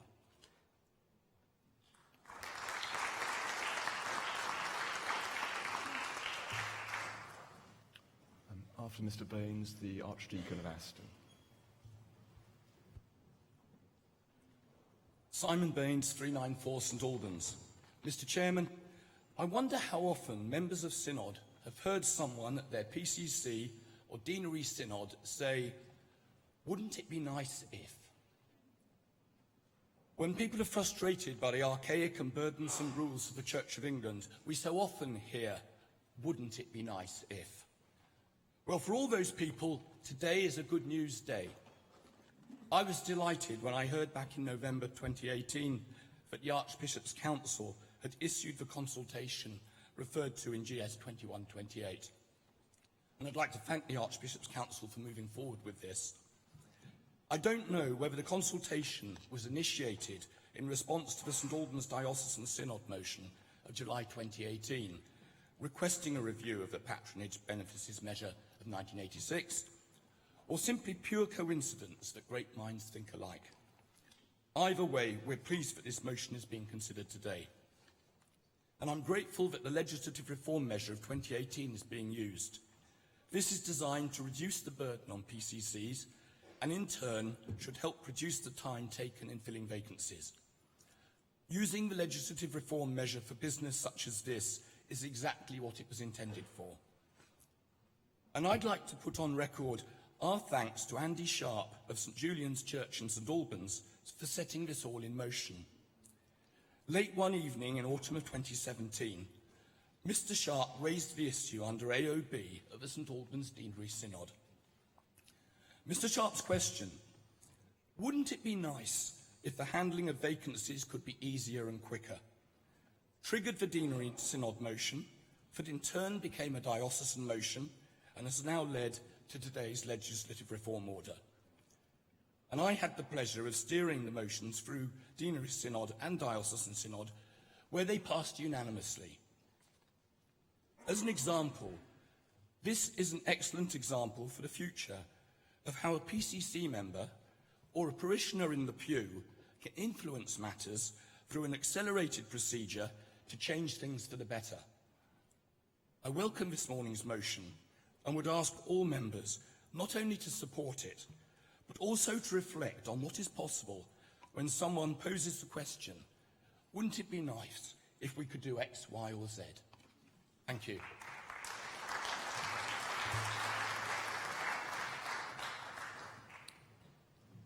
And after the Archdeacon of Aston, Mrs. Allen. Yeah, thank you for calling me. Simon Heathfield, Birmingham 64. I think many of us are very glad both about the process and the content of what lays before us this morning. So it's time for a bit of a synodical pat on the back, it seems to me, that we've done something good that enables us to do something better. As someone responsible for appointment processes in the Diocese of Birmingham, we want to welcome this strongly and thank Synod for backing it. In particular, the extension of 6 and 18 months into the timescale. If you've been on a PCC during a vacancy, you'll know the frenetic difficulty and pressure under which you feel, especially as regards parish profiles, which sometimes can be too quickly produced and overly done. Vacancies are a key moment of intervention and support for a parish, and I believe this measure will help us get even further, this order rather, will help us get even further in that process. If we are to see the cultural change in setting God's people free, of which we have spoken recently this morning, we need to be able to help parishes reflect on their identity and their future vision in a prayerful and careful way, and one that is not overburdened by timescales set without due regard for how things actually take place in ordinary parishes where there may not be 55 experts on cultural change and 28 graphic designers who can produce an amazing document that every clergy person in the Church of England would love to do. This takes time, and in fact the distinctive lack of an incumbent is an important point where the voice of all God's people come to the surface in a parish. And so 6 and 18 months will be incredibly helpful. If you are concerned about fearing deliberate delay, as if this will just start to slow things down, perhaps rather see it as that, welcoming, prayerful, reflective thought, which may enable not just business as usual, but the further freedom of all God's people by an apparently small administrative change. I want to commend this to you wholeheartedly and ask for your backing this morning. Thank you very much. After Mrs. Allen, the speech limit will reduce to 3 minutes, and I call Father Benfield. Penny Allen, Lichfield 335. I declare an interest as a member of the Board of Patronage for Lichfield Diocese. On Wednesday evening, I'll be in a pre-Section 11 meeting for a vacancy for 2 churches in South Staffordshire. And I had to go and meet the church warden of one of those parishes to actually ask him what he knew about the process, because he had phoned me and said, I've a new church warden. I have never had this to tackle before. Can you explain what the process was? And it became very evident straight away that with new appointments after annual parish meetings, that some people are quite disadvantaged when they start this process. When I was first asked to do this work, I was given a whole set of rules that appertain to this, and it really was a shock to see how tight the process is and the timescales. Please, Synod, have a very careful look at this and please support it. Those people in rural parishes where, normally speaking, PCCs do not meet as regularly as other larger parishes find themselves in a massive hurry with this piece of work, which does not allow them the time to prepare always the parish profile with the detail that's required. And as already been pointed out, it is a big work to do the profile. And I think these 2 movements in timescale to 6 months and 18 months allow those people with patrons to both consult the patrons, consult more widely, and prepare their own materials with rather less haste and rather more consideration. It also allows the people within those parishes, and I'm bearing in mind I'm in a pre-Section 11 immediately before most people are going on holiday. It allows those people time to reflect. Thank you.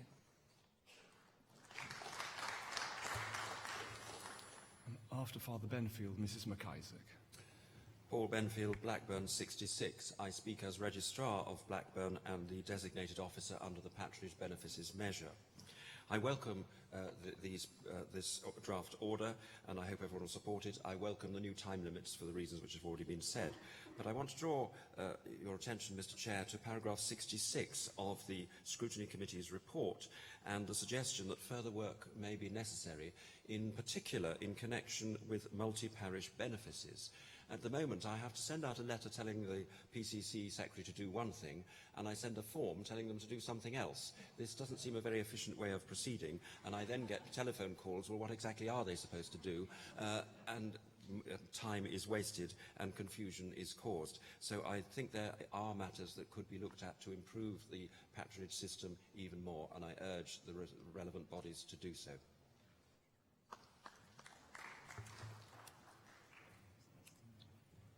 Debbie McIsaac, Salisbury 405.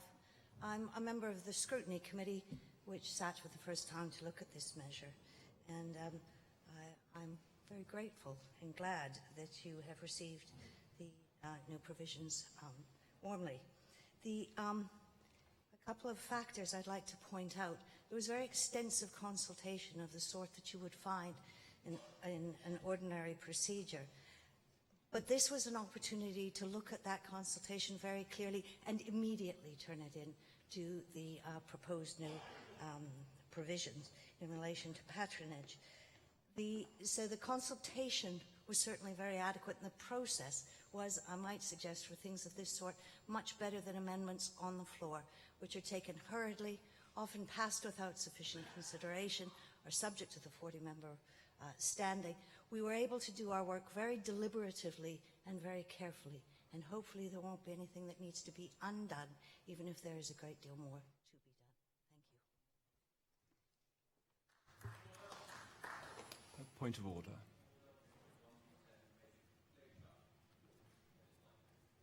I think we can manage another speaker. Thank you.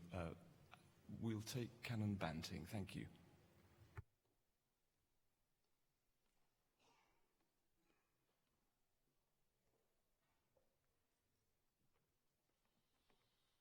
David Banting, Chelmsford 80.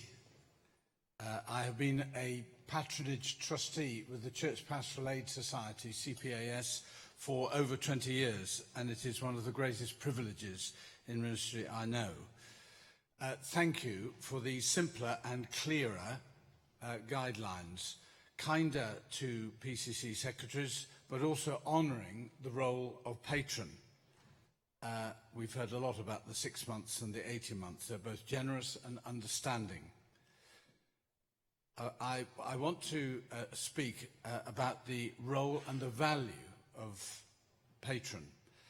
The Church Pastoral Aid Society, when I joined it, had 500 parishes thereabouts under its sole or joint patronage, which steadily grew to about 525 as individuals, either individual lay patrons or, in some cases, incumbents, ordained patrons, ceded their patronage rights to CPAS. But in recent months, we've gone from 525 to nearly 700 parishes under our patronage umbrella, because two societies, Peach and Church Patronage Trust, have ceded their rights to us. So we are a large, in fact we're now the largest independent patronage body in the country. We've even overtaken the Crown and the Chancellor. So we're a large and experienced independent patronage body. We work in every diocese of the Church of England, and therefore have experience and knowledge that transcends any one single diocese. So I want to thank those who produce these guidelines, because they honour the role and indeed the value of the patron. And in this case, in my case, CPS. Our experience includes being relational, having a long-term historic relationship with the parish, being efficient. We have 2.5 full-time staff, patronage secretaries, just new now, an assistant secretary permanently based in the office, and a part-time, half-time for leadership and patronage training. We've given advice and counsel to the development of the central pathways work in the Church of England. We give advice and counsel to all sorts of individuals who are not part of our patronage world or umbrella, simply because of our experience. And a couple of hints I'd like to pass on. You don't have to wait for a vacancy to review your parish profile. It's a good discipline, it would seem to me, to review it every 5 years. It doesn't mean that your vicar is about to leave, or you want him to be, or him or her to be about to leave, but it's a good discipline. It looks at your parish, what's happened, what's changed, what needs to move on. And why don't you consider, whenever you appoint a new warden, saying, would this person be good in a vacancy and understand the process? Because all the information for the process is out there, and it's now out there in simpler and clearer form, including the role of the patron. So thank you for these simpler, clearer guidelines. Vote for them.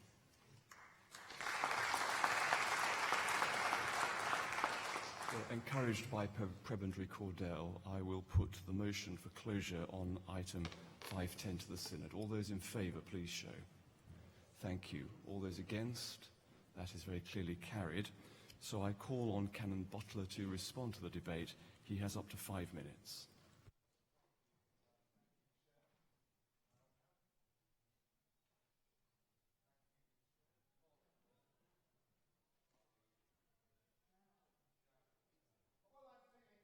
This morning.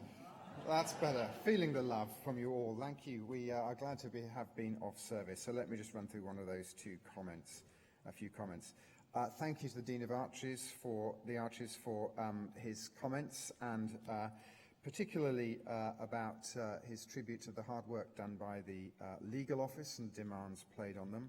I'm not going to need all my 5 minutes, so this is the moment to not just honour the legal office, but also the Central Secretariat for their work in consulting widely across the Church of England, and this might be a moment for you to show your appreciation.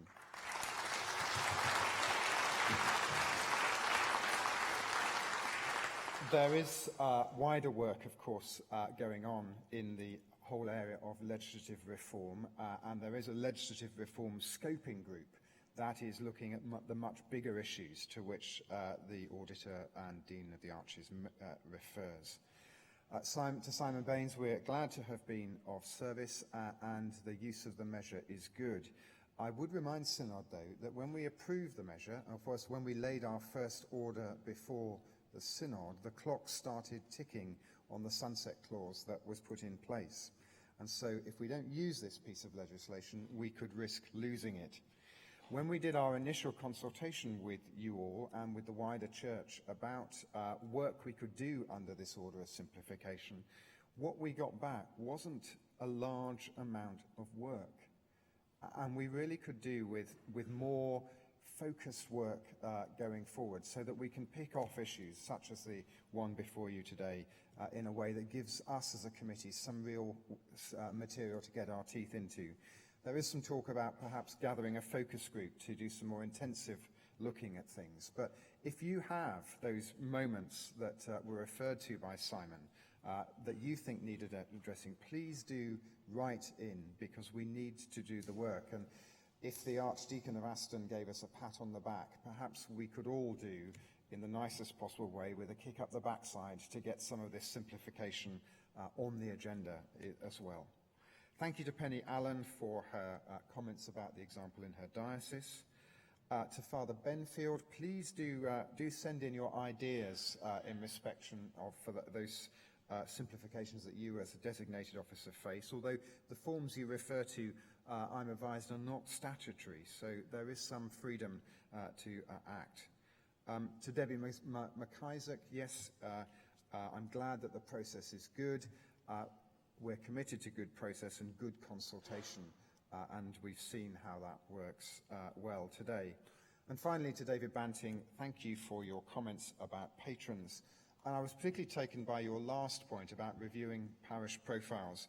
At our annual meeting this year, we've reached the point in our cycle where the time to do a proper review of our mission action plan has come up. And that's a good opportunity to feed in sort of the needs of the parish as a potential vacancy arrives. And I found myself reflecting with our annual meeting this year, as I move into my 8th year in the parish, that in looking at those things like mission action plans, there's a good opportunity to enter into a sort of grown-up conversation with the incumbent about whether, in my case, my particular gifts and talents work well with the future emerging mission action priorities of the parish. Moves shouldn't be just based on the particular whims and career desires of the incumbent, but also on the needs of the parish.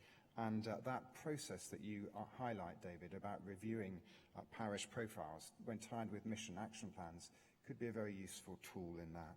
So thank you to all. Please vote for this. It's a good piece of work, and I'm glad that it's got your warm support.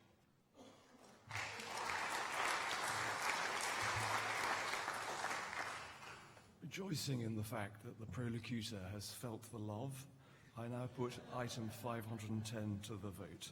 All those in favour, please show. Thank you. All those against, please show. That is very clearly carried.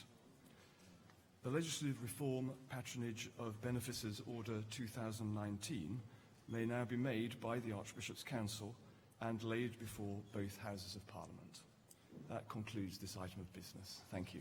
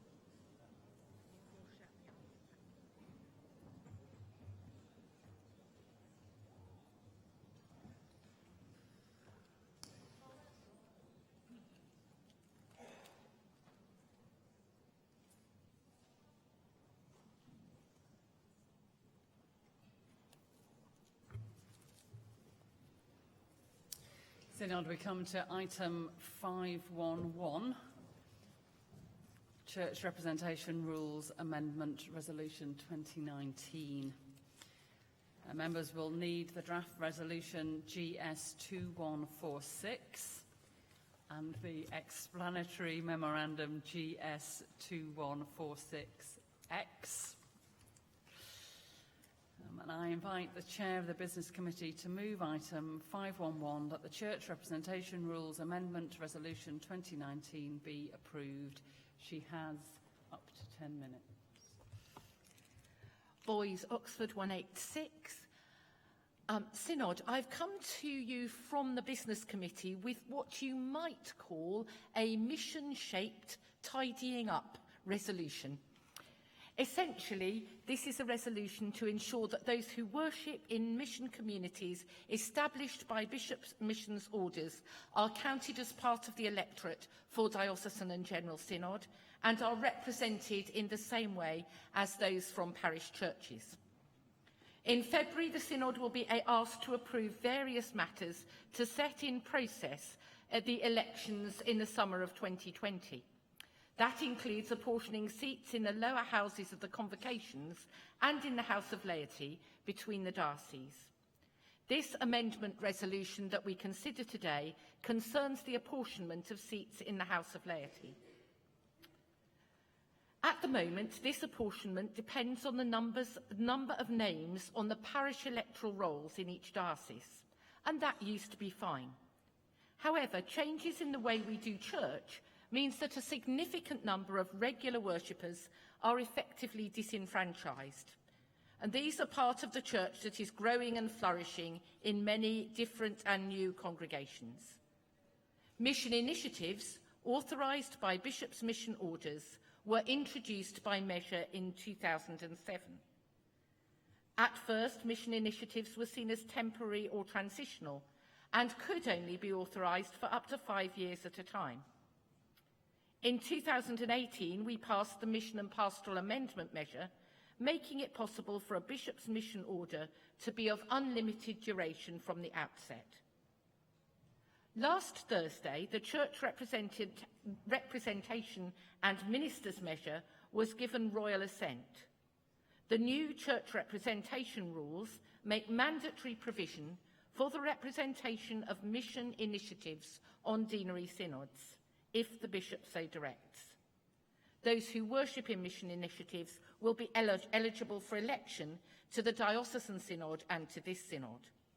But the new rules do not allow us to take account of the numbers of laity worshipping in mission initiatives when we apportion the seats in the House of Laity. Nobody raised this issue when the measure was making its way through the synod. Mission initiatives are now a permanent feature of the way the Church of England carries out its mission. So it isn't right that those who habitually worship in them are not taken into account in calculating seats in the House of Laity apportionment. This seems even more anomalous because the clergy who are licensed to exercise ministry in mission initiatives are taken account in apportioning seats in the lower house of the convocations. We should not count the clergy, but not the laity, for this apportionment. The Elections Review Group brought this issue to the attentions of the Business Committee. We were unanimous that it should be addressed, and therefore agreed that an amendment resolution should be brought forward, and that we would act as the steering committee. This amendment resolution amends the church representation rules so that the numbers of lay people who habitually worship in a mission initiative authorised by a bishop missions order are counted in the same way as those on parish electoral rolls when calculating the number of seats in the House of Laity to be apportioned in a diocese. These amendments build on two principal criteria. The way numbers of worshippers in mission initiatives are ascertained should, as closely as possible, be the same way as the numbers of worshippers in parishes are ascertained. This means that we want to establish a formal role with rules about eligibility that are equivalent to those parish roles. The second criteria is that a role should be established for a mission initiative only if the bishop so directs. We do not want to force light touch mission initiatives without a formal membership to adopt formal roles. But mission initiatives that are in effect local churches should not have any difficulty in establishing a role. If this resolution is adopted, a person will be eligible to have his or her name on the mission initiative roll, and I'm sure these will sound familiar to you, if he or she is baptised, aged over 16, and has applied to be on the roll, declaring that he or she is a member of the Church of England or of a church in communion or a member of another Trinitarian church, and has habitually attended public worship in the mission initiative during the preceding 6 months.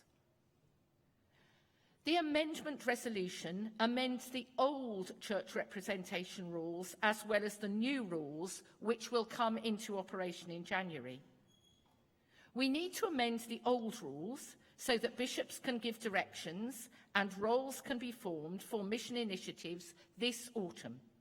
The figures can then be sent to the Secretary of the Diocesan Synod and onwards to the Clerk to the Synod by the end of November.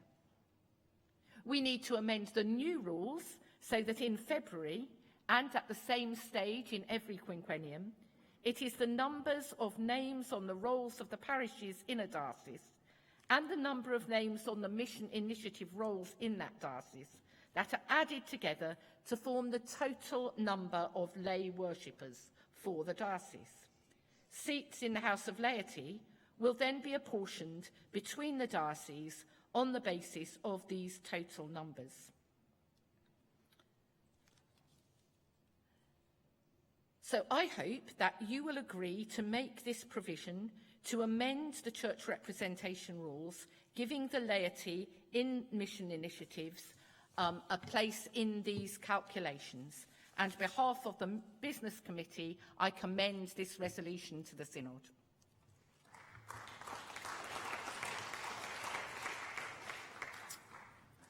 So this item 511 is open for debate.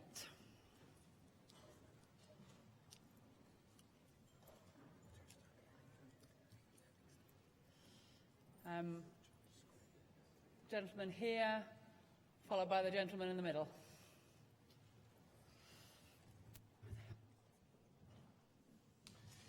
Charlie Screen, London 167. Chair, thank you for calling me.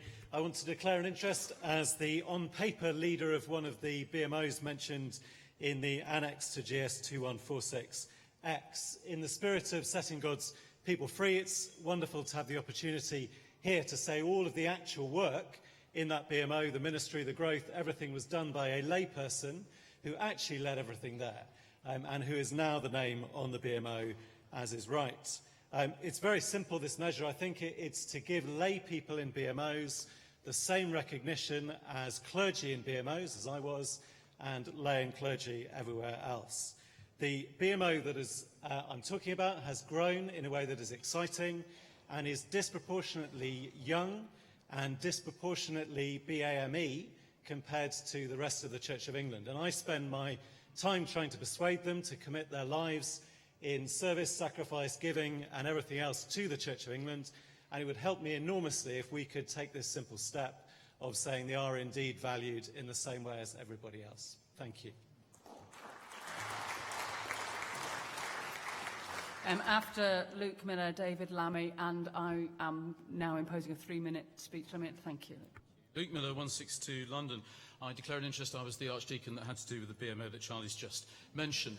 As many of you will know, we work very hard in the Diocese of London Diocesan Synod, and I work with the indefatigable Monica Bolly, who is our synodical secretary, to work out how we could try to pilot the idea of giving people who worship in BMOs synodical representation. It was difficult, complicated and extraordinarily snarled up, and it's wonderful to see this coming through now to make everything so much easier. We need the voices of those who worship in our Bishop's Mission Order churches, in our deliberations so that we can hear them clearly and so that we can be challenged by them and in some respects challenge them back. And having done all that work to get them in, I'd just now like to say that it's not just that we need to allow this to happen, but that we should start moving towards normalising it. Not exactly requiring, but moving in that direction. Because there is one church in many forms. There is one body of Christ. And we are all affected by the synodical structures. And what we mustn't end up with, as we quite rightly, properly and excitingly normalise the work of BMOs, is to find ourselves with a kind of twin track, where we've got two different sorts of church. One which has to go through all the rules and regulations and all the bits and bobs, and the other which kind of doesn't.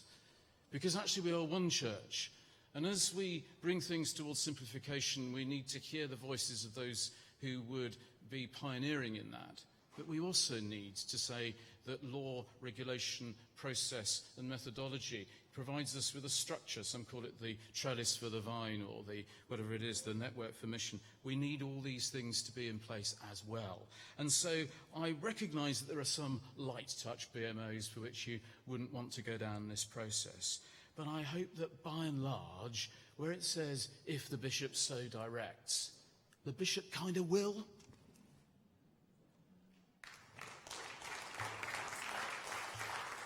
After David Lamming, Philip Geldard. David Lamming, 399 in Ipswich. I too want to welcome this resolution, and I hope it passes with acclamation. I come from a diocese where our bishop has recently made a diocese-wide BMO. We've also appointed an archdeacon for rural mission to encourage and promote fresh expressions across Suffolk. And so it's good that the provisions in this resolution will enable those participating in those fresh expressions to be counted in the figures for our diocese when we come to report them for the purpose of allocation of seats in this synod for the elections in 2020. I was a little concerned when I read the papers for this synod to see that we were going to be amending by this resolution not only the current church representation rules, but the church representation rules contained in the Church Representation and Ministers Measure 2019, because at the time that we received these papers, there wasn't any such measure. So I was relieved to be told, or to learn, that it received royal assent last Thursday. So we are happily in a position to be able to amend both the current rules and those in the new rules. I declare an interest as a member of the revision committee for the new measure. I'm sorry that we overlooked this point when it was going through the revision process, but I would like to thank those who spotted the omission and have duly provided for the gap by the terms of this resolution. Thank you.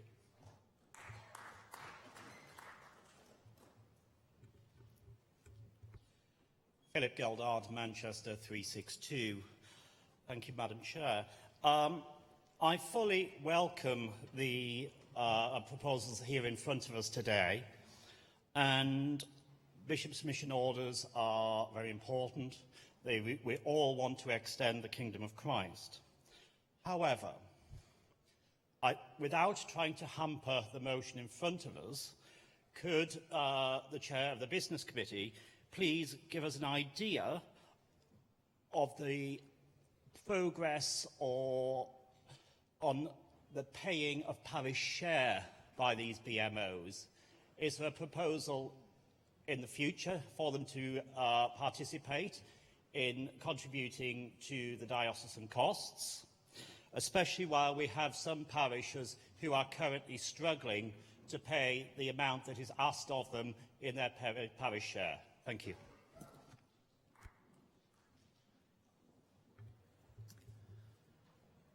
I see no one else indicating that they wish to speak, so I ask Canon Boys to respond.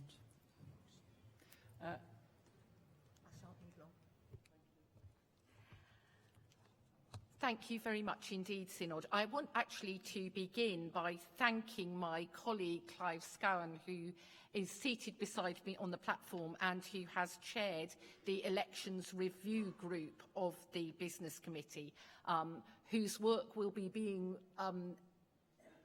seen as we move into the 2020 elections. To those who've spoken in this debate, thank you. Charlie Scrine, thank you for your endorsement and for your continuing work and example to us.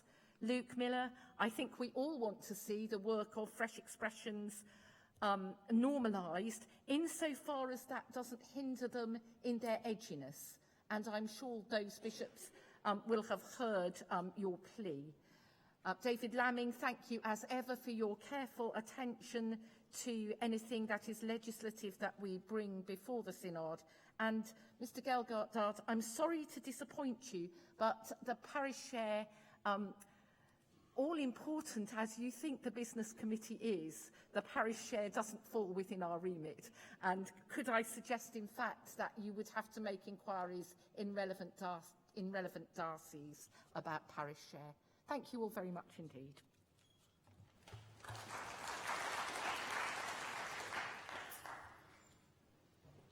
Synod, Section 7 of the Synodical Government Measure 1969 requires a majority in each house of not less than 2/3 of those present and voting for the resolution to be passed. The question is that the Church Representation Rules Amendment Resolution 2019 be approved. In accordance with Standing Order 37, I order a counted vote by houses. I'm now about to ring the bell to warn members that a counted vote is to take place. 2 minutes after it ceases, the counted vote will begin.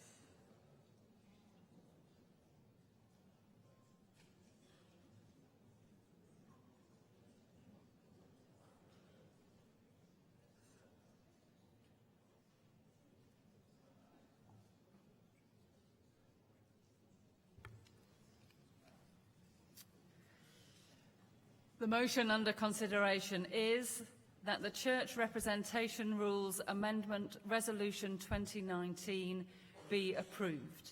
This is a counted vote by houses. Those in favour should press 1. Those against should press 2. Those who wish to record an abstention should press 3. A majority of no less than 2/3 of the members of each house present and voting is required. The voting period is now open and will end in 1 minute.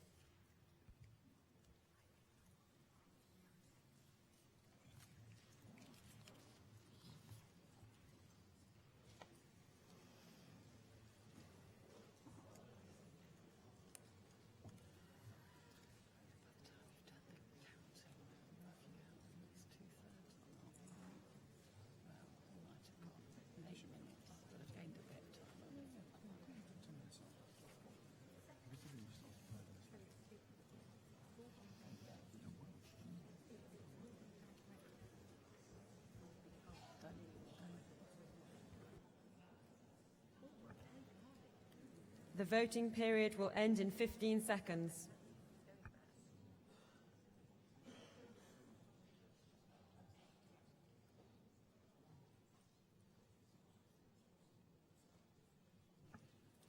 The voting period has now ended.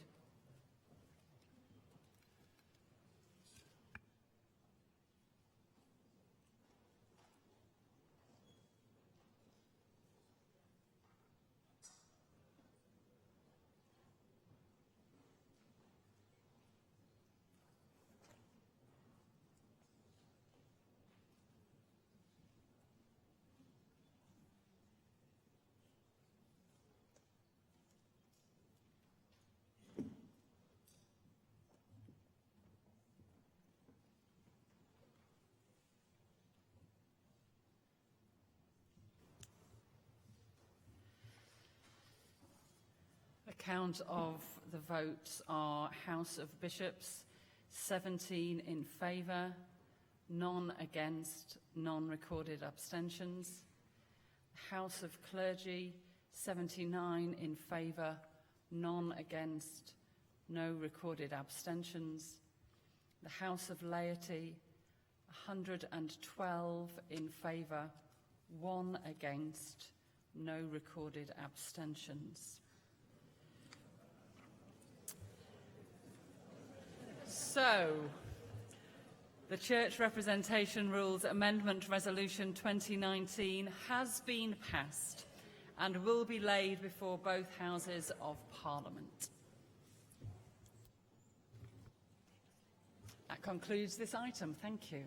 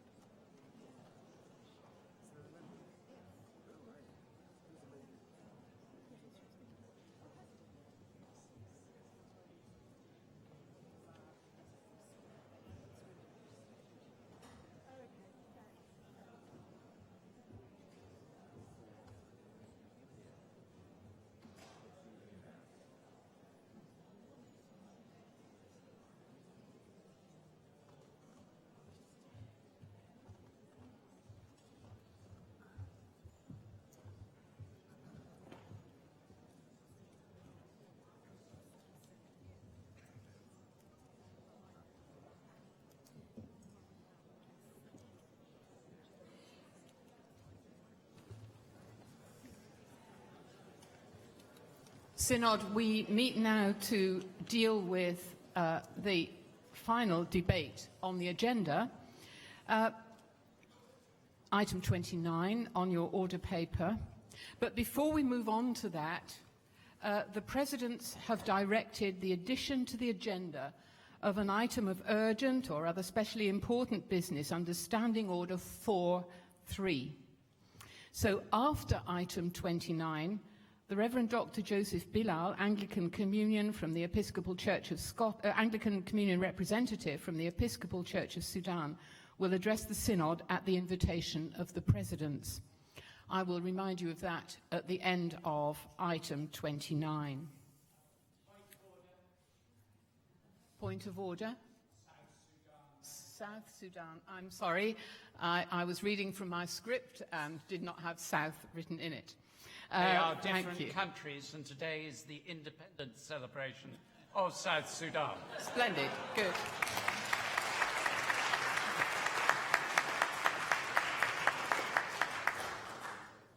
But before we come to that, we now move on to item 29, a motion originating in the Rochester Diocese.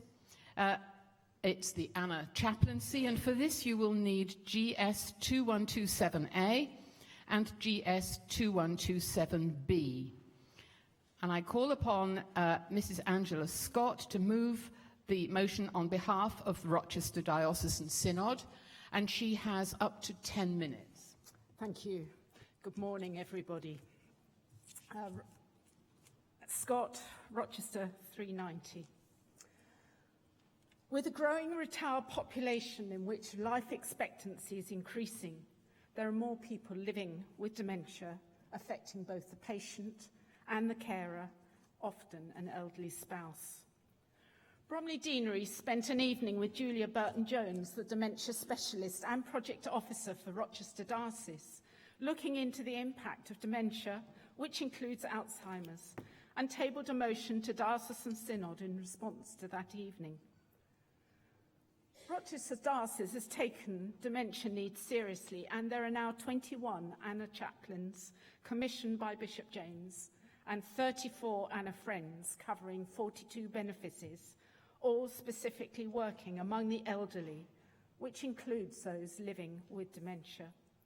And Bromley Parish Church is the first to employ a part-time Anna chaplain. And there are 7 dementia hubs across the diocese. My own journey with dementia began in 1960 when I experienced the devastating effect it has on a family.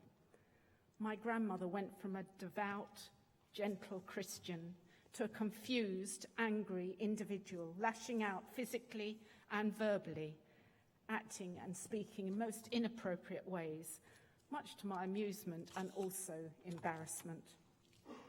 As a family, we had 35 years grace, and then my mother was diagnosed with Alzheimer's. We watched my father, a retired vicar in his 80s, determined to care for her, yet eventually having a physical breakdown through sheer exhaustion. He developed the patience of a saint, but it also ended up with him in hospital and Mum moving into a care home.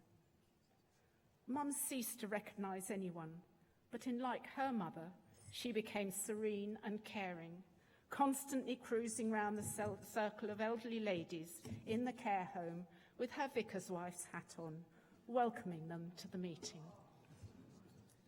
During that time, my aunt turned 93 and promptly began to forget things, forgot to eat, wash, dress or undress, and was generally not able to cope, refusing or grudgingly accepting any help on offer. As the nearest living relative, it was now my turn to be a full-time carer.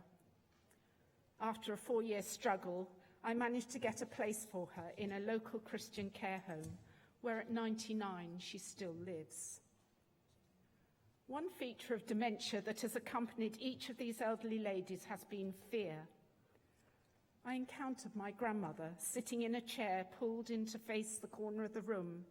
She was in floods of tears and unable to express why she was so frightened, and I was unable to help her. I found my mother curled up on her bed, sobbing. She was still able to articulate the fear of not knowing who she was, where she was, what was happening. All I could do was to hug her. As I approached the lounge where my aunt is usually to be found, I frequently hear her calling out, "Help me, Lord. Please help me. I don't know where I am. I'm so frightened. What's happening to me?" Taking her hand, I gently tried to explain the situation. But the only thing that gives me her real peace of mind is a very simple prayer where I ask God to lay his hands of peace on her. As an Anna chaplain, I now have some insight and skill in coming alongside this faithful prayer warrior, a skill I wish I had had with my mother. The accompanying paper includes current and projected statistics in the UK. Aging and subsequent diagnosis of dementia is increasing. In 2014, Dementia UK published a report estimating that dementia costs the country £26.3 billion a year. Many of these people are at home being cared for by family, and 2/3 of the cost of dementia care is paid by these people living with dementia.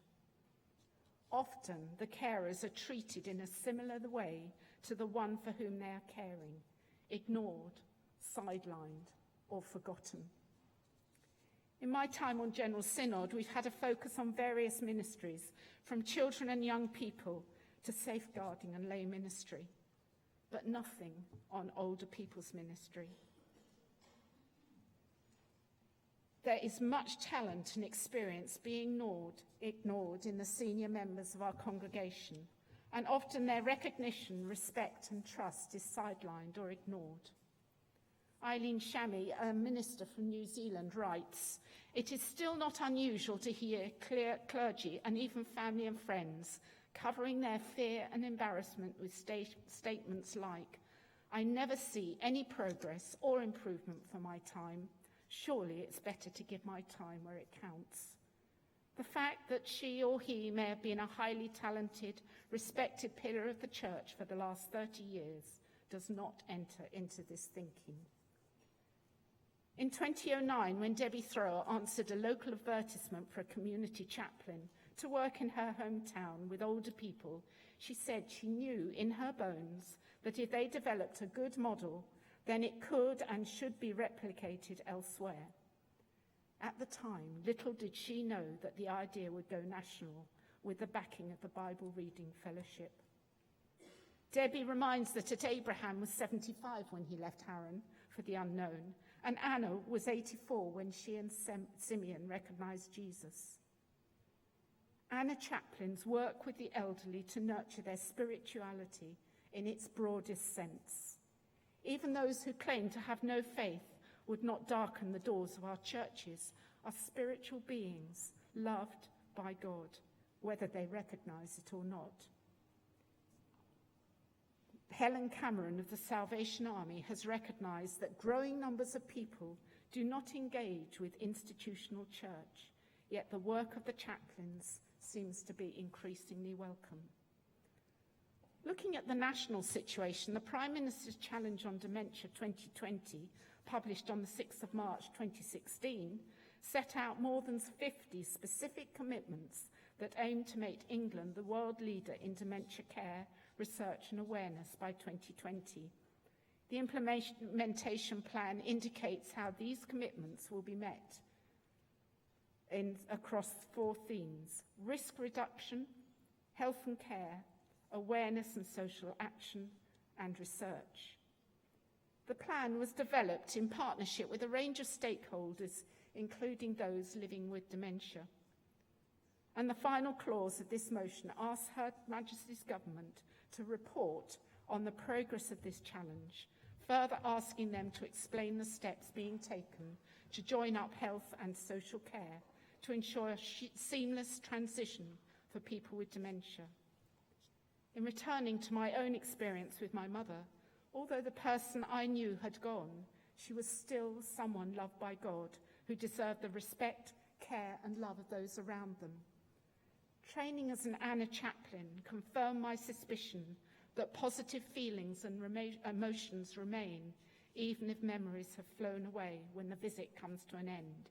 It is never a waste of time visiting someone who doesn't remember the visit. It is the peace of mind that remains, that is as important as the kiss and hug goodbye and the God bless, I'll see you soon. Hopefully we're going to watch a very short video taken at one of the increasing numbers of a dementia cafe in the Rochester Diocese. You'll hear from those living with dementia, which includes the carers, from dementia specialists, and also Anna chaplains and Anna friends seeking to come alongside families and friends at the cafe.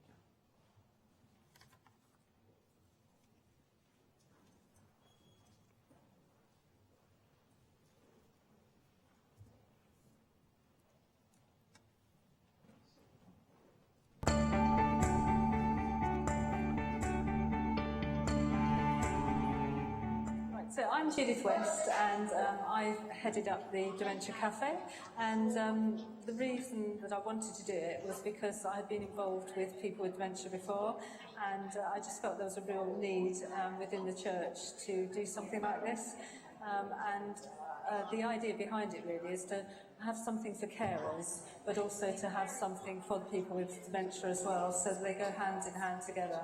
And we always finish with a hokey cokey, because that gives a big smile on everybody's faces. And for people with dementia, they don't forget the emotional things, so they will go out with that smile and they will remember that for quite a few hours. So. We really want to convey the message that people with dementia are welcome and that their carers are welcome in our churches, that this is a place where they're free just to be who they are, and that we really welcome and appreciate everything that they have to bring. We also want to be available to people so that their spiritual needs can be met. And whilst this is done in a very gentle way at Christchurch Chislehurst, people know that there's always someone here that they can talk to about things that are bothering them, people who can pray with them. And several times a year they also have a little service to mark the seasons, harvest, Easter and Christmas. When we first started the cafe, we had no idea who would be coming, and we had notices in the doctors and in the high street and in the library, and most people who came had nothing to do with church. And every time we have Dementia Cafe, people arrive, sometimes they're in a bad mood, they always go home feeling really happy. Deep down there is that desire for people to actually know more about the love of Christ, and we just hope that by people coming and seeing the friendship that we can offer and the love that we can share with them and the concern that we can show, that maybe something of Christ can come through in that way. And this is just the sort of thing that I feel churches in this day and age should be doing, reaching out to the community and helping. We've been coming for about a year now. Our daughter recommended us and brought us, and we've always been such a warm welcome here. She doesn't have to bring us now. We come of our own accord because we enjoy it so much. We've met some lovely people. We've had some fun times. We've had some interesting times. We sing. We have lovely homemade cake, and we look forward to it each month. I like about coming here because most of the people are free and easy, and so am I, and we get on well together, and there's a community spirit which would take a great many other places to pass. It's wonderful. If you want to come along and join us, be our guest.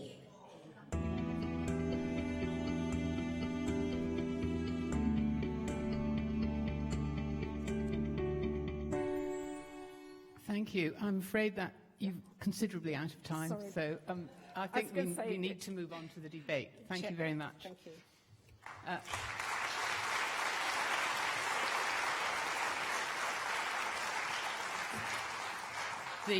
The motion is now open for debate.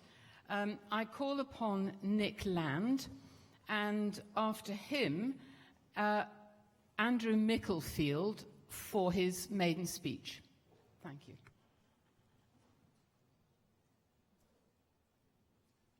Land, York, 438. Thank you very much for calling me. There's something profoundly unsettling about dementia. It raises deep theological questions about what it means to be human. And for many of us, it is just too painful to think about. So there's a danger that we walk by on the other side, not only from the person with dementia, but from those who are caring for them, leaving them isolated just when they need us most. Christian compassion, as shown by Anna Chaplaincy, is about moving towards pain, not fleeing from it. I was leading a fruitfulness on the front line course at church and had asked the group members to describe their front line, where they were being sent to church in the service of Christ. And one of the older ladies described her front line as the residential care home where she visited her 97-year-old mother. She described how she supported the other residents and other visitors and the staff, reminding of them how much they were loved by God and how significant their caring work was. We've just been talking about setting God's people free, encouraging and equipping lay people to follow Jesus confidently in every sphere of their life. Well, dementia is where the rubber hits the road, because as carers or sufferers, it will deeply affect almost all of us. Jesus tells us, "Whatever you do for the least of these brothers and sisters of mine, you did for me." And we need to teach ourselves and our congregations of just how important that everyday care and support of other human beings is to God, and how it's part of living out our vocations as Christians. That when we're patiently supporting a confused parent who's rung for the 30th time that day, we're serving Christ. That a minimum wage job in social care is a sacred calling in Christ. That when we support tired family carers to get a morning off, we're being the body of Christ. Let me finish with a quote from Christine Bryden's book, Dancing with Dementia. Christine was a 46-year-old woman diagnosed with early onset dementia. As I travel towards a dissolution of myself, my personality, my very essence, my relationship with God needs increasing support from you, my other in the body of Christ. Don't abandon me at this stage, for the Holy Spirit connects us. It links our souls and our spirits, not our minds and our brains. I need you to minister to me, to sing to me, to pray with me, to be my memory for me. I strongly commend this motion.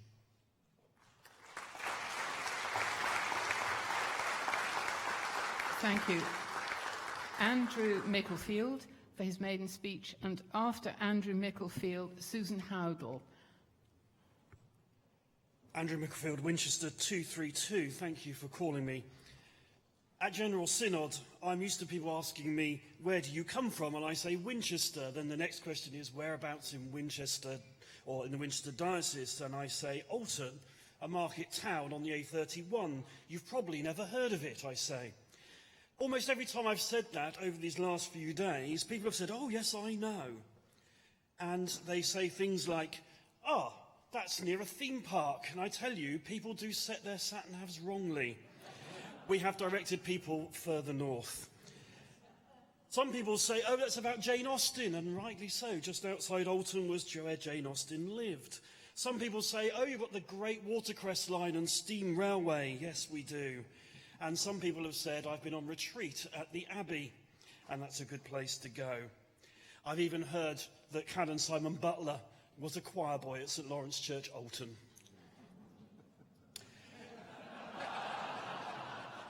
And although that brings music to our ears, what I really long for people to say is, yes, Alton, in the Winchester Diocese in Hampshire, the home of Anna Chaplaincy. We've heard so much from our friends in Rochester, and thanks be to God for all that they have done and are doing to tell the story of how their Anna Chaplaincy and dementia is working.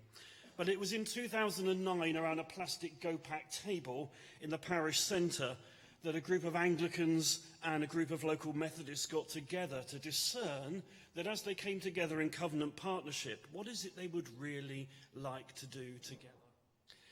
And the small seed was planted that night that chaplaincy amongst older people in our town was what was needed.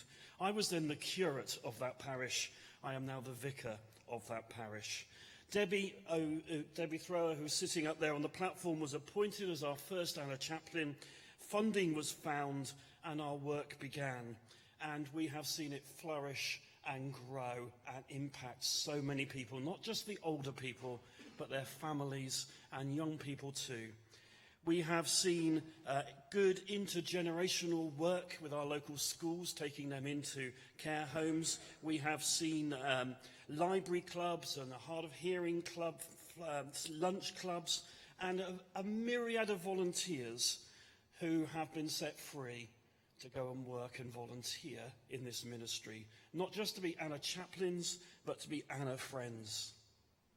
And so as the vicar of Alton in the Winchester Diocese in Hampshire, yes, the birthplace of Anna chaplaincy, I want to commend this motion to you, but also to give you a challenge. The challenge is, our friends in Rochester have focused on dementia, but older people have so many other issues and joys. And I challenge you to think, what is it that the older people of my diocese or my deanery or my parish could need and we could provide in the name of Jesus Christ? We have seen people be confirmed in our care homes. We've seen people come to faith. It is not just about faith. It is about showing the love and the grace of our God. And this is just one way in which you can do it. What we have seen in Alton is having one person and then groups of people advocating and championing Anna chaplaincy makes such a difference. We were so thrilled when the Bible Reading Fellowship came alongside us and took it to that next step. I believe God's Holy Spirit has got hold of this thing called Anna chaplaincy. And if the Holy Spirit has got hold of it, who are we to stand in its way? I commend wholeheartedly and fully this motion.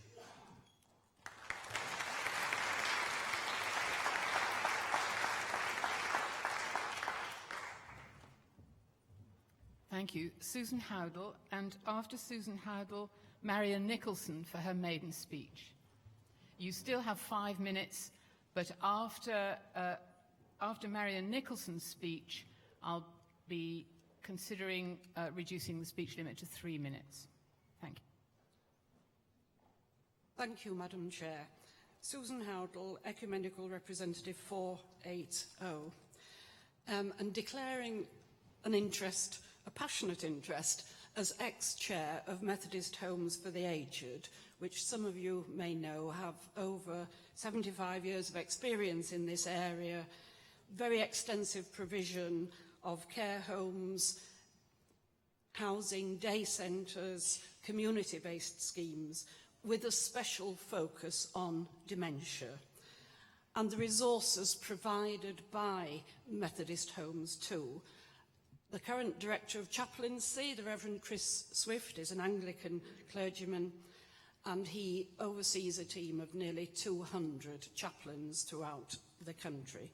As we've just heard, there is fruitful working to be done together in this area, and this is why I asked to speak to follow up what I said the other day, that our joint life together is not just about faith and order issues, but about what many local churches are doing and can do so much together as we all work on that theme of seeking to show that our older people are not the church of yesterday, but the church of today.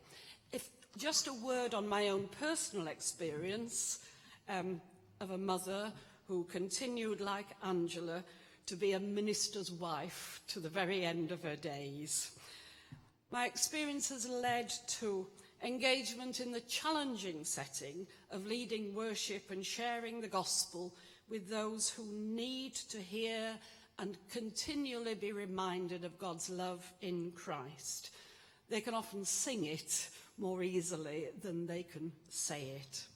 And of the deep experience of receiving Holy Communion alongside my friends there, the care with which they think and ask about what they are receiving that often puts me to shame.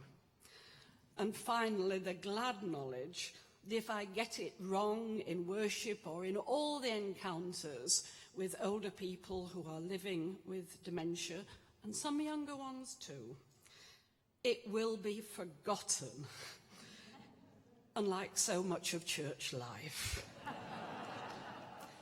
and a witness to a God who remembers our sin no more. Thank you.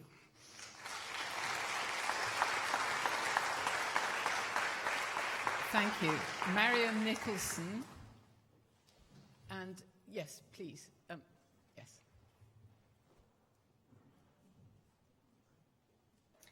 Nicholson 263 Canterbury. Thank you for calling me. And thank you to our speaker, for her words were very moving to me. Many of you will be very closely involved with someone with dementia. Indeed, some of us will be developing dementia as we speak. A close family member or a friend, and it is heartbreaking. My personal journey was alongside my dear father, Arthur, before his death in 2017. I fully hear that we're not encouraged to describe this as suffering, but my father did suffer a lot. When my parents moved to Canterbury from Croydon just a few years ago to live near me, my father was becoming badly affected with osteoporosis, and there were signs of memory loss and confusion developing. Within months of moving, the dementia was settling in, and that was the beginning of a challenging and painful few years as he declined at a rapid rate. My father had excellent care from a very expensive specialist private dementia care company based in Dover. This was after 6 weeks of 28 different carers coming into his home from social services who were pressed for time, doing a wonderful, valuable job for so many people, but which not only drove my mother to distraction, but was confusing and distressing for my father, who was unaccustomed to being called flower and sweetheart by other middle-aged women. It was also a heartache that no one in his new hometown knew the godly, amazing man that he was, the life he had led, and anything about his family and 7 children beyond what I had told them. Only beyond the clergy, a relatively few were particularly interested, beyond a token conversation and acknowledgement that he was the father of Marion, the church warden, as I was the one everyone knew.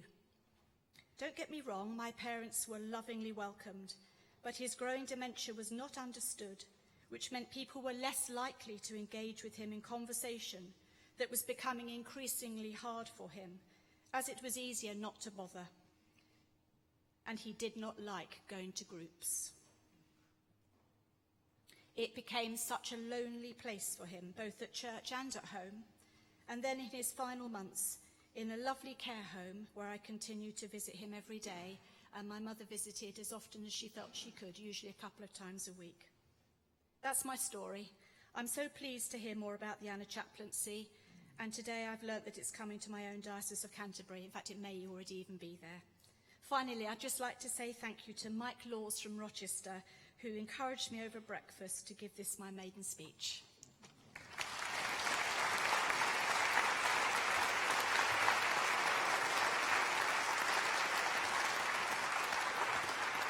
Thank you. We're now at the point where the speech limit is 3 minutes. After the next speaker, I will call the Bishop of Exeter. Thank you, Madam Chair. Geoffrey Hine, Carlisle 267. I'm delighted to support this motion, and what pleases me that it calls for action to raise the profile of those living with dementia, either as carers or those diagnosed with the illness in one of its many forms. Raising the profile so that more people are aware. I'm chair of the Northern and Fells Dementia Action Alliance. This is a secular group, but it has its origins in Churches Together, and I'll speak to that in a moment. There are many such alliances throughout the country, but we're something of a pilot in a deeply rural area seeking to deliver on the Prime Minister's Challenge 2020. One of the Prime Minister's advisors, Ian Sheriff, came up from Portsmouth to speak at our launch. Something of the area that we cover, which is very different to some of the areas we've seen so far. It lies in the northern flanks of the Lake District Fells. The resident human population is about 3,700, spread over 200 plus square miles. We have something like 20,000 plus sheep. I'm half the ministry team of 6 churches. There are 9 churches in the area, 4 small schools, 3 pubs, an outstanding GP surgery, and all these are partners in the work that we seek to undertake. The population may be sparse, but dementia is as present as it is elsewhere, but some support services are not so easily accessed. I want to endorse the comments earlier made by my friend Ruth Newton on the rural church. Cumbria may have a small population, but we have 27 million visitors a year, and many of those live with dementia. The point to stress is that we have to work also ecumenically. We're working along so many sides, so many different partners. The genesis of our group came together from Churches Together for awareness-raising initiatives. And bringing the group together, we had great support from Age UK, the 2 district authorities we span, Eden and Allerdale, and our local surgery, the Northern Fells Rural Development Group, and various church members. These have been invaluable in making other contents and extending care, particularly to carers. We bring education and understanding. A carers support group is being formed, and the focus will be on delivering support for carers. Primary school children are being brought into the awareness programme. Remember that many of them are suddenly puzzled why a granny or grandad is suddenly behaving in such a strange way. There are many ways in which awareness training is being delivered. At the launch, one of the hotel keepers said to me, "Jeff, how soon can we have this? Because we deal with it every day." There are so many issues where people are looking for support with great love and great sympathy and with great grace. There are many other things that are being brought in the area. A craft group. Craft being can't remember a flipping thing. I'm afraid you are out Sorry. of time. Bless you. Thank you. After the Bishop of Exeter, I'd like to call Izzy MacDonald Booth.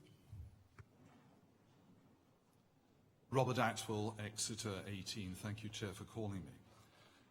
English people often have romantic ideas about the countryside and village life, especially in beautiful counties like Devon.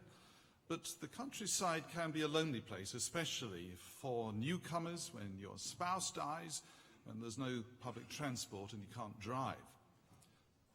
Loneliness and the feeling of being unwanted is the most terrible poverty. Those words aren't mine, they're Mother Teresa of Calcutta. We all need to be alone from time to time to safeguard our sanity, but loneliness is different. Loneliness gnaws at the soul. According to the government, after Dorset, the population of Devon is the second oldest in the country and getting older. In 2011, the government predicted that over the next 15 years, the population of Devon is set to rise by around 20%. But within that figure's a hidden time bomb, because those aged 70 and over is set to increase by a staggering 54%. And by any stretch of the imagination, this is a huge challenge, and certainly for our beleaguered NHS. In the Diocese of Exeter, we've been preparing for this by bringing together voluntary ages, professionals and churches together to see how we can respond creatively and imaginatively, including supporting dementia-friendly churches and the development of a network of ANA chaplains across our county. The question for us is a broad one. How are we going to engage with this growing constituency, because it's a fundamental part of our mission? More broadly, without ignoring the strain on our health resources that increasing number of dementia sufferers represents, as Christians, I do think we need to challenge the dominant national narrative that glamorizes the young and beautiful, often at the expense of older people in the community, and sees them as burden. We need, as Christians, to be talking the language of gift. Older people have a honed wisdom and bring ballast to the community. There's certainly an art to growing older, but it doesn't have to be an experience of shrinking horizons, and it can also be an adventure, full of new and exciting possibilities. How great it would be if our churches were recognized and celebrated of places where not only the older people in our communities were affirmed, but where they can explore the seams of Christian spirituality and faith. And where we do this, I believe that the joys and disappointments of life become a toolbox from which every community will benefit and gain wisdom. Please join me in supporting this motion. Thank you. After Izzy MacDonald-Booth, Sarah Tuplin. Thank you, Chair. Izzy MacDonald-Booth, Newcastle 368.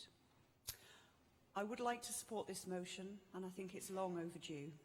Reading the report, I wasn't actually surprised to see the desperate need for us to provide spiritual care for older people, most especially people with a dementia, of whom there are nearly 1 million in the UK, we read. The biggest issue that I hear about when people get dementia is that others are afraid. A good friend with advanced Alzheimer's that I visit every week in a home responds to company, physical touch, and the voice. A care home is a very lonely place to be. Many families say that it will be company for the person who needs care. But anyone who regularly visits care homes will see the amount of people sitting quietly alone in a full room.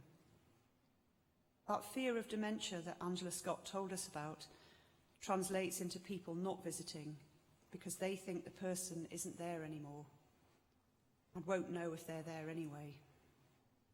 I found it profoundly sad that my good friend's wife told me none of his friends ever visits. One of the biggest shifts in our approach to caring for older people that has started to happen with Anna Chaplaincy is that we're spending time alongside people rather than rushing in to do a short Holy Communion and leaving straight after. Anna Chaplaincy encourages that important spiritual care of patience and giving time to be alongside people. We are lucky in my parish to have a trained Anna Chaplain, and she is committed to 1 day a week being alongside people and caring for their spiritual needs. Before this training, she did visit care homes, but only to give communion. This new approach has given her the confidence to push for recognition in the home, to discuss with staff what she's doing and why, and to agree a contract, if you will, with the incumbent that she's now responsible for this work in the parish and has the support that she needs in her work. I can say it's transformed her ministry and given her the knowledge and confidence to support people who rarely have a voice. I'd like to reiterate the importance of recruiting the right people for this training. There have been a few issues with people dropping out or not carrying through the commitment that's needed, and I think that issue comes from the initial recruitment process, which needs to be a little more robust. I think there should be a little bit more joined-up working at parish level. Quite often the people we've trained might not have existing links in care homes, and sometimes clergy support and joint working is needed.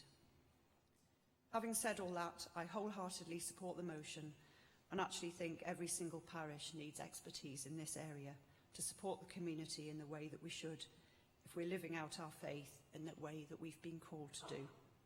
Thank you.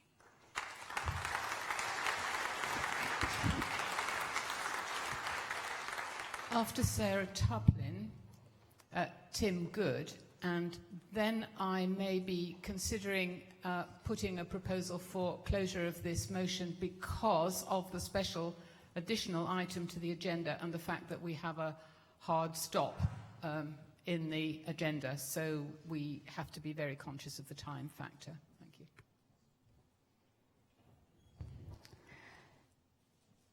Good morning. Sarah Tupling, number 471, one of the 3 Deaf Anglicans Together reps. Thank you, Chair, for calling me. It's very interesting, this topic of Anna Chaplaincy, and what we've seen both earlier in the presentation and the video has had an impact on us all. And what struck me, I think, is that a lot of this material and this information is suitable for people who are hearing. So I thought I would like to give a deaf perspective. So just a few examples from my own experience. I've been supporting an older man with dementia in a care home who is deaf, and none of the care home staff can use sign language. So I've just been going in and chatting to him, And just seeing that day to day for him, it's very difficult. So we did some basic teaching of the staff about how they can offer him a tea or a coffee or something to eat. So that's one example. And another example is some people I know who have family members who are deaf. For example, one lady whose mother is deaf, and also the mother's partner is also deaf, so they're a deaf couple, and they had dementia. And in the decline of that, the provision locally for them as deaf people was sadly very lacking. So I think we have an opportunity here with Anna Chaplaincy, which is a fantastic support. We have this God-given sense, this word, if you like, that we can offer something that is good news to these people. And at the same time, we can do that in a way that suits this particular group as deaf people. And that's not an easy thing to achieve, but it's also not impossible. So I would like to wholeheartedly, wherever I put it, support this paper and this motion. But with the awareness, again, that we need to relate this more to those people who are members of the deaf community and those with other disabilities as well as dementia too. So that's really what I would like to express. For some people with disabilities, they have difficulty in using speech, and so that's another aspect to this that may be an issue too. And so it's about widening the scope of this, as we saw on the video, that example, and how people can respond to those, whether that be activities, and for example, dance and music. Those things are good, but I think we also need to consider various different ways of empathising, of reaching people where they are at and finding their history. That might not only be through music, that might be through a variety of different ways. So it would be really good to work together on this. Maybe with other associations for deaf people, other organisations out there in partnership, and other churches, maybe deaf churches could be involved in this too. Thank you very much. Thank you very much. Thank you. And Tim Good. Tim Good, Southwark 221. John Swinton, the theologian, asks whether we believe that people with dementia have a vocation. Well, let me introduce Barbara to you. Barbara is a resident in one of the 2 care homes with dementia units in our parish and regularly attends the services that we hold there. She always arrives with a smile on her face and is guided to a seat by a carer. Sadly, it is not always easy to have a conversation with her, as she is easily distracted, or she sometimes does not seem to acknowledge that I am there at all. We always follow the same order of service and choose hymns that are recognised. Barbara never looks distressed, but also rarely looks engaged. And then it comes to the saying of the Lord's Prayer. Every time Barbara suddenly becomes animated and insists that I look at her and that we say the Lord's Prayer together, the intensity of her gaze becomes piercing, and she mouths in time with me the words of the Lord's Prayer.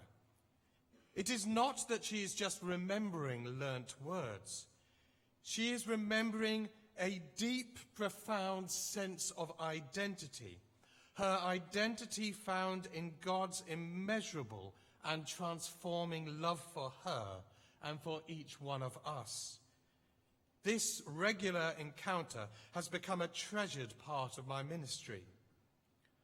For Barbara has profoundly ministered to me the vitality and importance of corporate learned prayer to our shared identity and memory.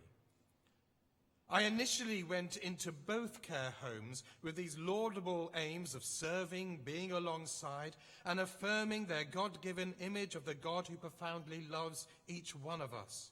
Those remain. But Barbara has taught me to listen, to watch, and to learn, because I have found that God has given Barbara a unique vocation, just as God has a unique vocation for all the residents of both care homes, just as he has for all God's people. Thank you, Barbara, and may God bless you.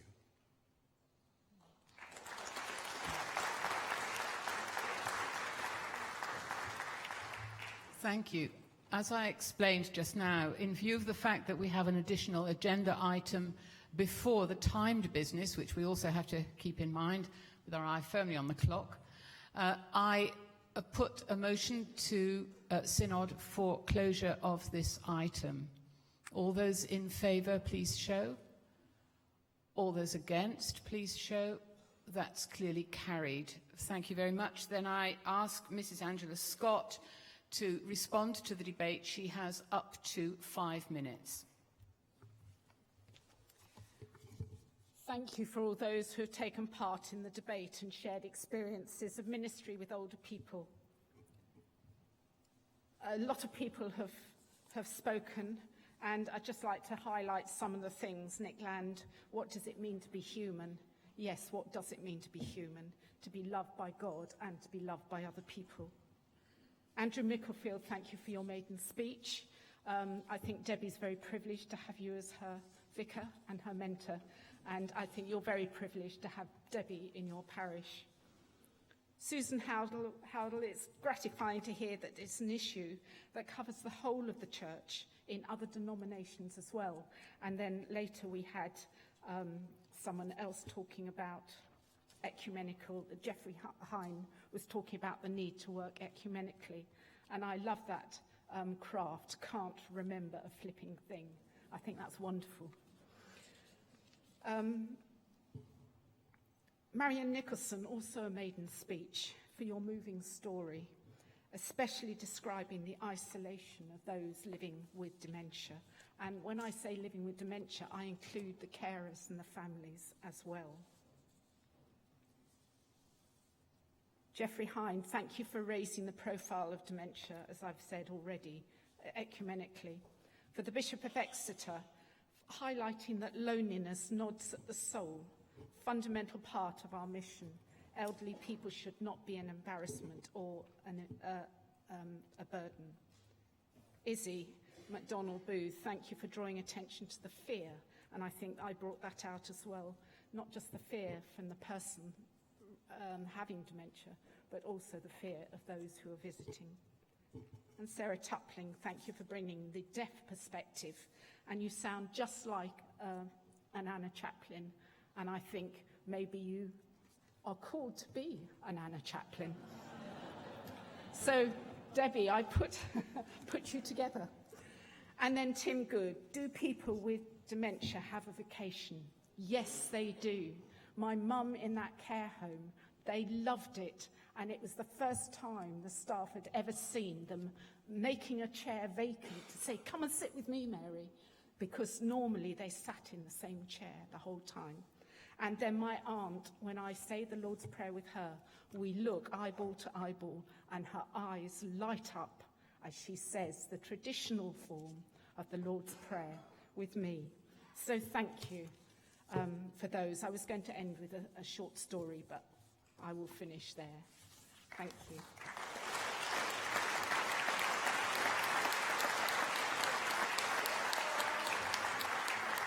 Point of order.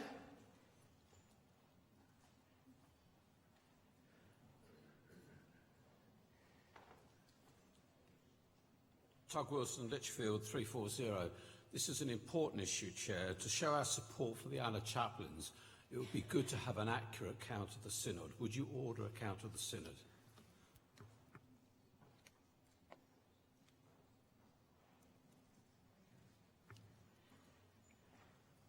I'm not sure that that would be particularly helpful since the chamber is not very full. So I do feel that although it would be a high count of those present, I am sure, what gets reported is the total number, and the total number is not going to be particularly high. So I'm not minded. I absolutely agree, and I absolutely agree with the importance of the motion, but I'm not sure that I am minded to agree. But if 25 people, if I see 25 people or more standing or otherwise indicating that they wish me to proceed with a counted vote of synod, then of course that is what will happen. So do I see 25 people standing? I do not. Then, in a sense, with regret, but that's not the fault of the people in the chamber, as it were. With regret, I think we are where we are. So I will proceed with a show of hands. So I put the motion, item 29, to the synod. All those in favour, please show.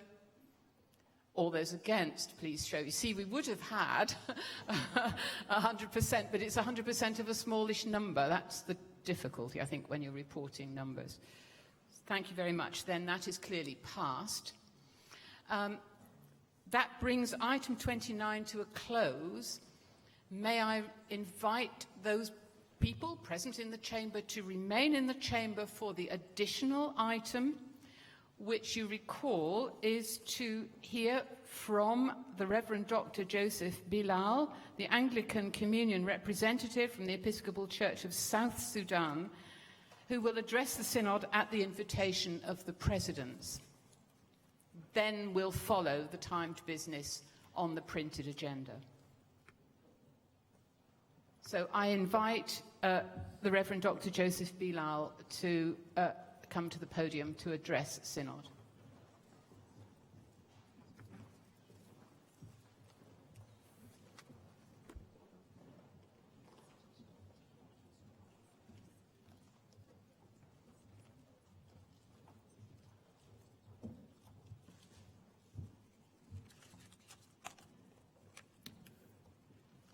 I am Joseph Bilal, member of the Anglican Communion Church representing South Sudan. I'm so grateful to be here, and I want to stand here to sincerely register my thanks and gratitude to Archbishop Justin Welby and to Archbishop John Sentimu for inviting me to come and represent the province. I bring greetings from Archbishop Justin Badi, Arama, who is the Archbishop of South Sudan. And more so, I stand also here to convey our sincere thanks to all of you for the solidarity that you have shown to the people of South Sudan. Of course, I believe that most of you who know the history of Sudan, that the country of Sudan is split into two countries, and that happened in 2011, where South Sudan became an independent state. But sooner after that, in 2015, South Sudan defaulted back into crisis, into conflict, which is a political crisis with a nature that is taken a nature of tribalism and ethnicity. And since then, there is innumerable widespread violence that has caused a toll of life, and particularly with 400,000 people that died because of that, and then 4 million people displaced. And out of these 4 million that were displaced, 2.5 million live as refugees in neighboring countries.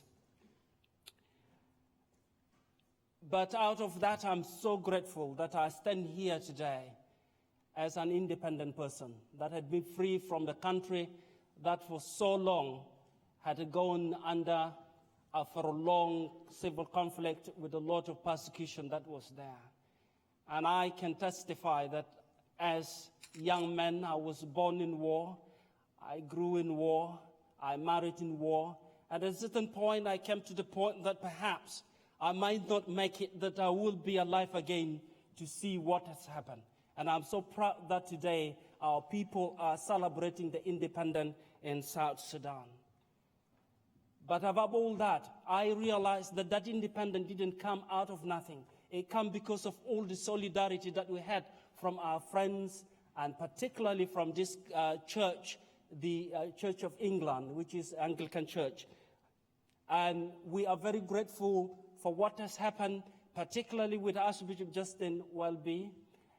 On eve of that conflict, which was in 2013, he traveled back to South Sudan against the advice of Foreign Office.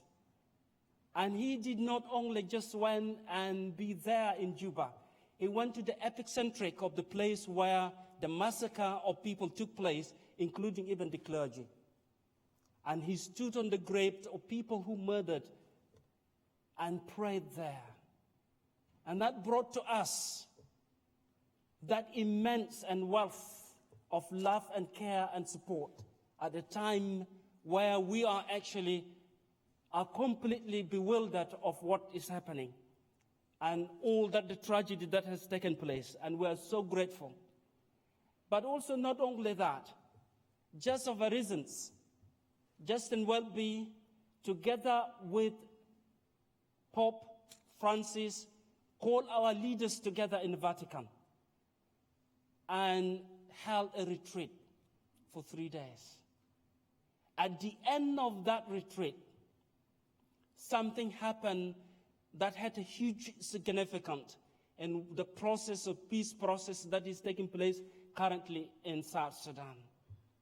Pope knelt and kissed the feet of each leader that was there, showing us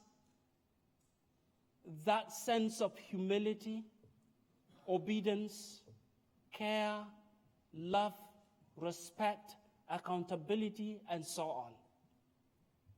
And as I'm standing here, that action, which has never happened anywhere in history of the church and of the world to any political leaders, had a huge impact across the whole country. It was able to touch the heart of those people who are actually the perpetrators of fighting, the opposition that were fighting. And it was able to touch the heart of each and every South Sudanese who are there.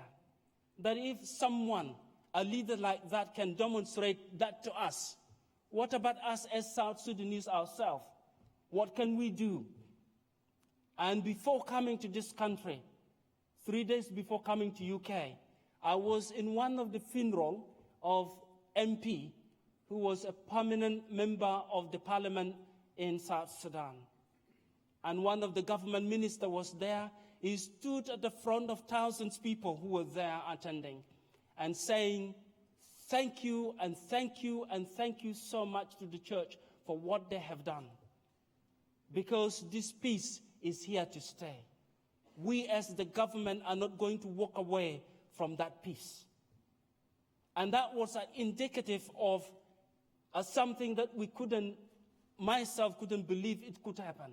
But simply because of the leadership that was shown and the solidarity and care of friends like you. But that is not the only story that I can tell you here. Salisbury Diocese had been in a long relationship with the church in Sudan. And they had been praying, they had supported us, they had given a lifeline to us in many, many ways. And we had immense thanks to them because of all that they have done. Even I'm standing here simply because of them. They were able to train me, they were able to train people in South Sudan, they were able to visit people in South Sudan and showing that solidarity until we have our independence. So brothers and sisters, I say as I watch this debate taking place, most of the things that you're discussing here had a significant impact even in the church in South Sudan. And we are very grateful, and particularly me also very grateful to learn a great deal of lessons that I learned through you and all the debates that are here. So I pray that we continue with this spirit, working together, supporting one another in all times, whether in time of joy or time of suffering, we hold one another hands, because our church today, Christ's kingdom today, is at a crossroad in many countries. Like in Sudan, Christians are persecuted. In South Sudan, people are not living up to the values of Christ's kingdom. But with all of us working together, as you have already shown to us by your leader here, we will overcome. And thank you so much, Justin, for taking that leadership. The example Christ has given to us. When Christ was saying, when I was in prison, you came and visited me. When I was naked, you clothed me. When I'm sick, you visited me and you prayed for me. That was a great thing that we have seen from you. And thank you for your leadership, as well as John Sentimu and everyone that is here. May God bless you. And I brought that greetings from Justin Badi to say, thank you very, very, very much for what you have done to us in South Sudan. May God bless you all.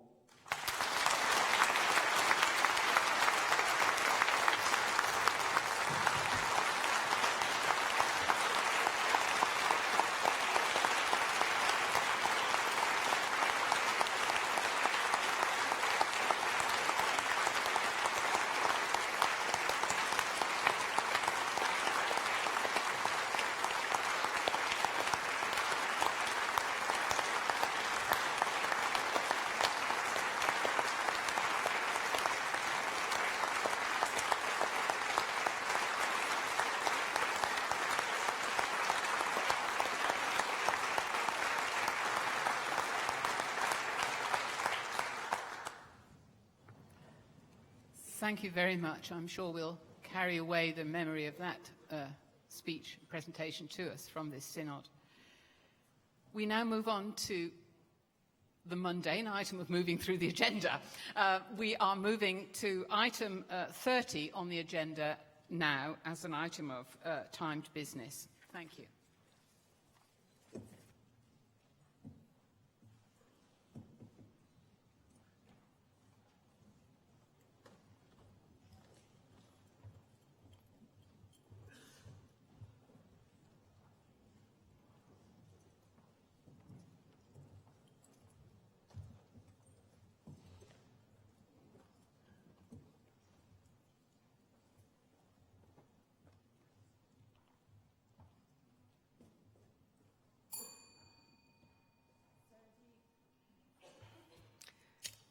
So as you've just heard, we come to item 30 on the agenda, farewell. We have two people to whom we are bidding farewell. Firstly, I invite David Walker, the Bishop of Manchester, to present the farewell to the Secretary of the Church Commissioners, Andrew Brown. Thank you. Thank you. David Walker, number 27, if I still have to say that at this stage. So yes, sadly, Andrew Brown, Secretary of the Church Commissioners, has announced that he's going to be retiring at the end of January. Long before Andrew succeeded to that title, back as far as 1963, I'm told an archiepiscopal review group pondered hard over whether so simple a title as Secretary was commensurate with such an important office. Perhaps they mused the commissioners needed a chief secretary or general secretary to express the seniority and the weight appropriate to the role. After great deliberation, they determined, in accordance with standard Anglican practice, to leave things just as they had inherited them. Such is not always the best decision, but to stick with plain secretary does have much to commend it in a church replete with those who will be chiefs or generals. Not least, it's been a fitting title for a man with the gentle modesty of Andrew. He's needed no fancy or elevated description, rather his deeds and achievements go before him. Andrew joined the commissioners in 1994 as their first chief surveyor. He had the unenviable role of rebalancing a property portfolio which has suffered the infamous losses of the early 1990s. He set about his task with great professional skill, individual commitment, and that personal touch that many of you know. Calmly making structural changes within the portfolio and the team, He gave his colleagues the opportunity to take responsibility and then trusted and supported them. The Commissioner's Nadir quickly became a prolonged success story. And while Andrew didn't do this alone, he was instrumental in the change in fortunes of the Commissioners. In 2003, he stepped away from day-to-day property management and became Secretary. In this role, he'd be responsible for a far more eclectic mix of challenges, but once a surveyor, always a surveyor. Regardless of the subject matter, the glint appears in Andrew's eye when the problem at hand is one of those where you roll your sleeves up, look at the drawings on the table, stare each other in the eye. He errs on the side of openness, plays to his strengths, but embraces the gifts of all those around him. Andrew strengthened the staff team and helped embed a greater clarity about the Commissioner's legal processes. And this, along with a significant investment in trustee recruitment, has been a major factor not only in sustained high performance on the investment side, but also greater intentionality on the expenditure side. When Andrew joined the Commissioners, national funding was distributed in a formulaic manner, which in some ways subsidised decline. The early 2000s saw the creation of a modest parish mission fund. This paved the way for larger and more sophisticated funding streams, such as for ministry to low-income communities, for parishes and dioceses of strategic development, for church planting, and an array of other initiatives. These things that the Commissioners do in partnership with the Archbishop's Council. And that partnership owes much to Andrew. Once upon a time, national church bodies led extraordinarily separate lives. Some of us still remember the elegance of the Millbank restaurant.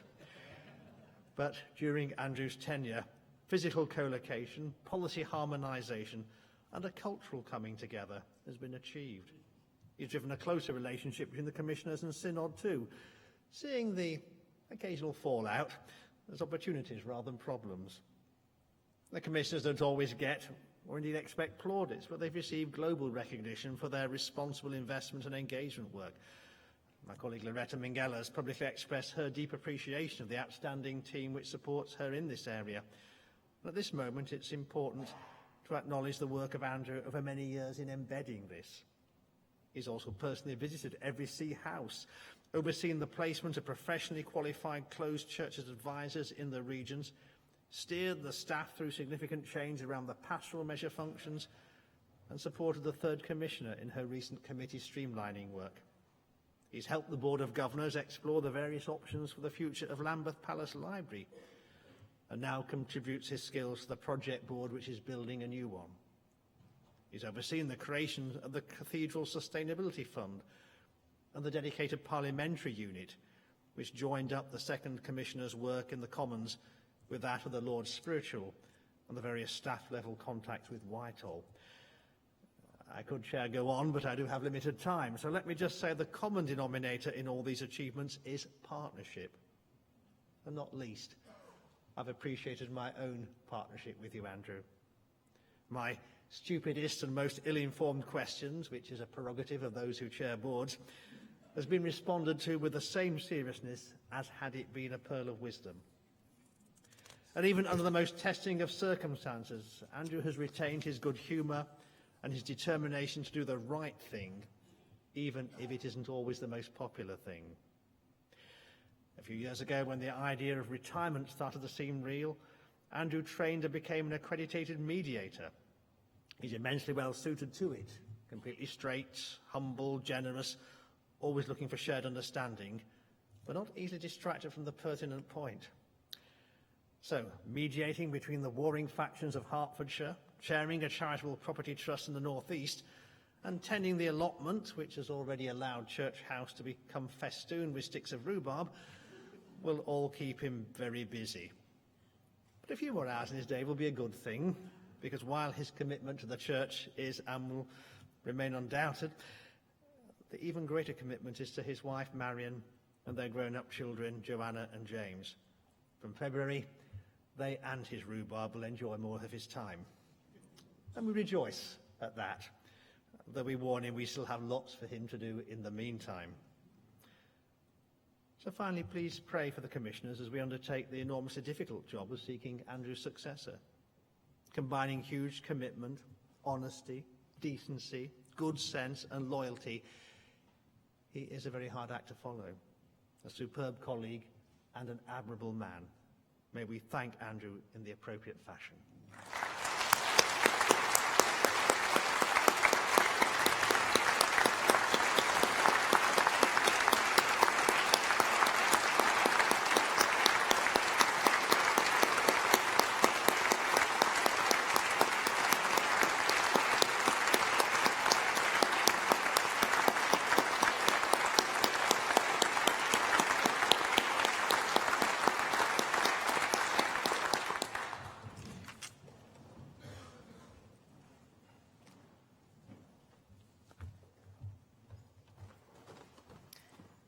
Thank you. We wish you well, Andrew, for the next chapter. We move to the farewell to Richard Frith, the Bishop of Hereford. Therefore, I invite Justin Welby, the Archbishop of Canterbury, to present the farewell. Thank you. Welby, Canterbury 1. This will go on.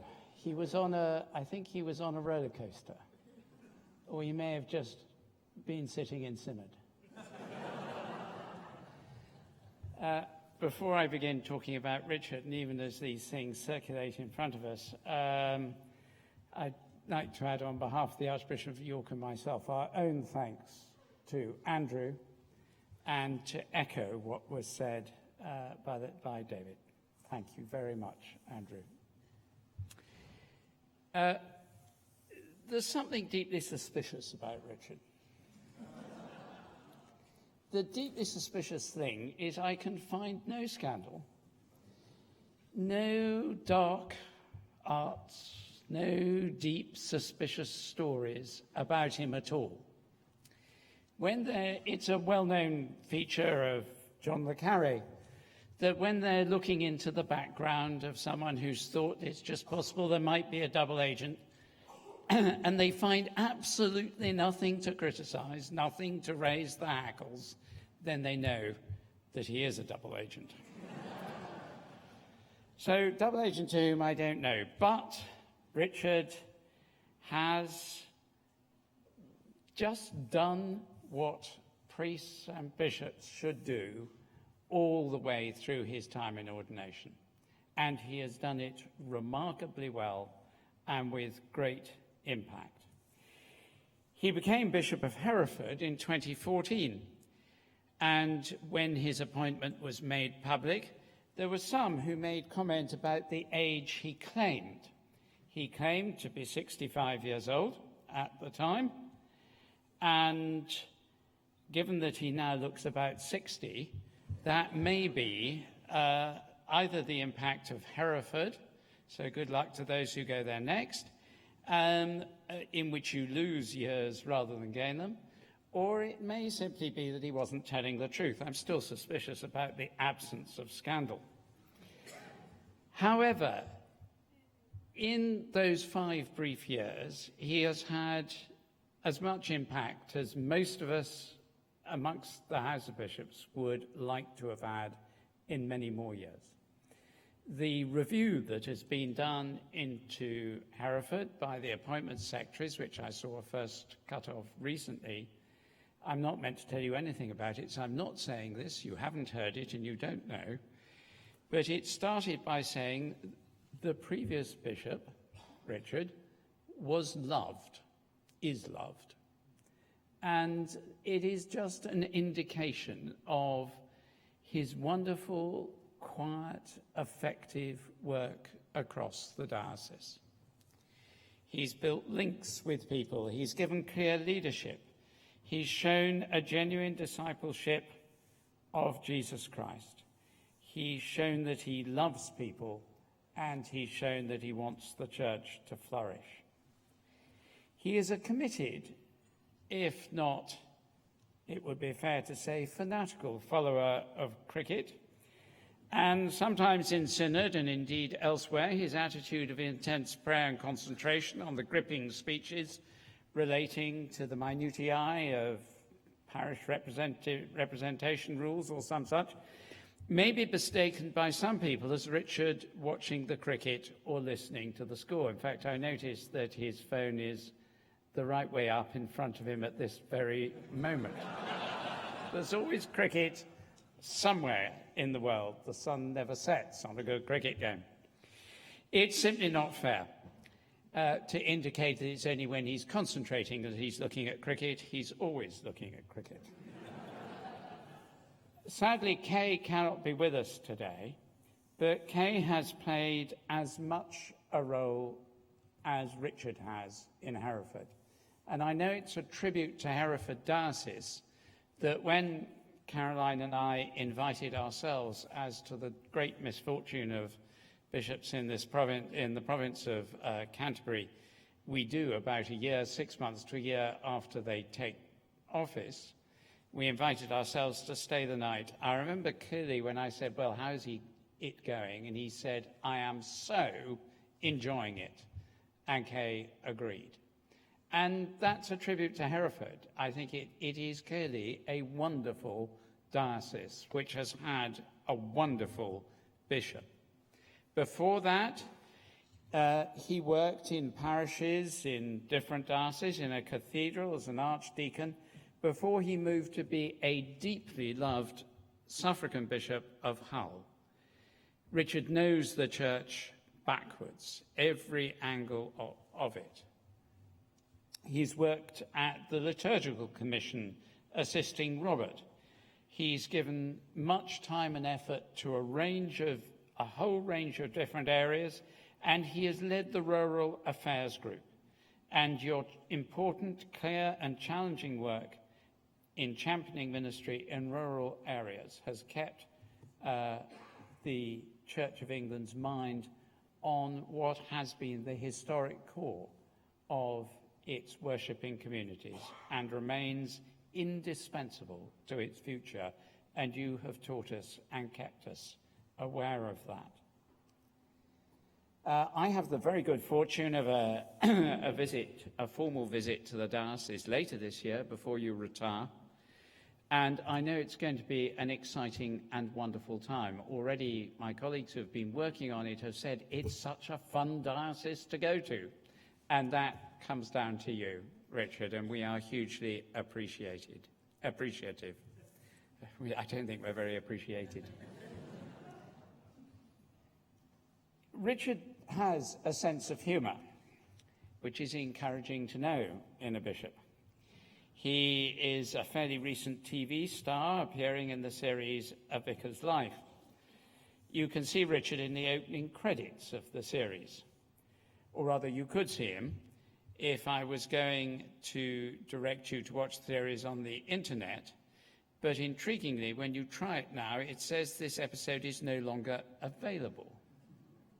Maybe, and the only difference from that introduction to all the others is that you were in it. Further grounds for suspicion.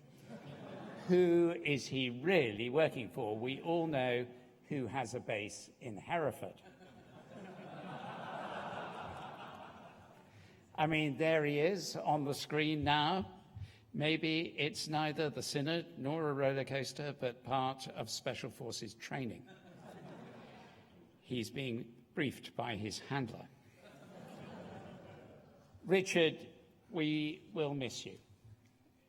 The whole Synod will miss you. The Church of England will not miss you because you will be active and fully part of your life in this next stage of its life, in this next stage of your ministry. But we will miss you deeply for the work you have done here and in so many other places over the last 45 years.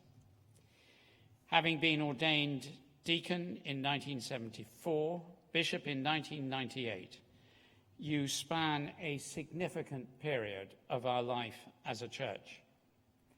You have many stories to tell. Your reflections on where we are, your awareness of our rootedness and our heritage are important gifts to us, which I trust that you will not allow us to forget in the next few years. But I must not go on about your long service or your age, or I fear that you will go back to the cricket. I trust that the weather will clear and that you will have many enjoyable days actually able to get there and watch it. But in any case, thank you for your wonderful ministry and service to this church and to the cause of Jesus Christ.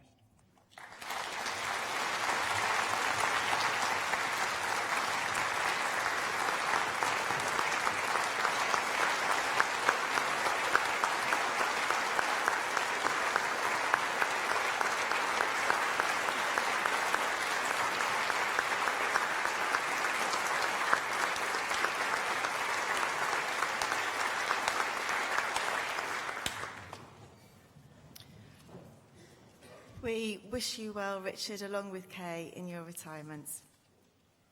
That completes the business for this group of sessions. So I call upon John Sentamu, the Archbishop of York, to prorogue us. Thank you very much.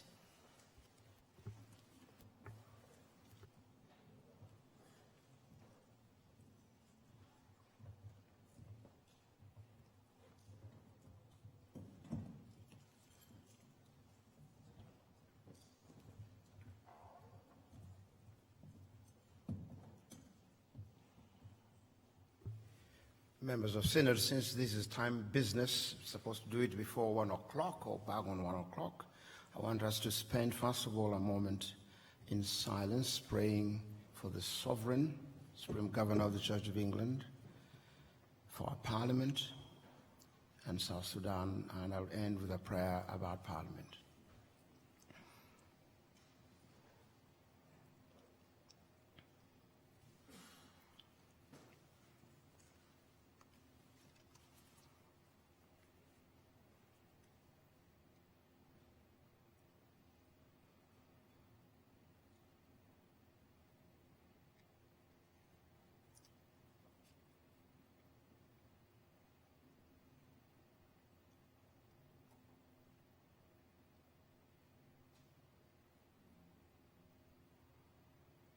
God of eternal love and power, save our parliamentary democracy.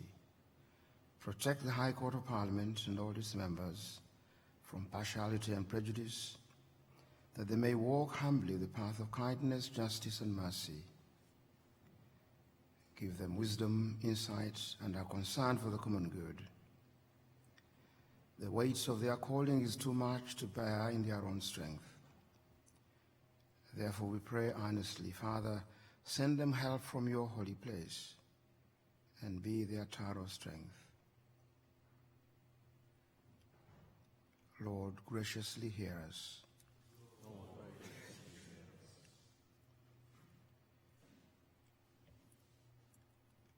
In accordance with Standing Order 45, I prologue this group of sessions.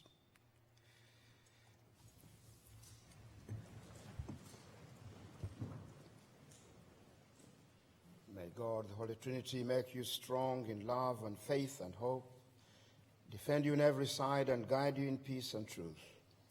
And the blessing of God Almighty, the Father, the Son, and the Holy Spirit, come upon you and remain with you always. Amen.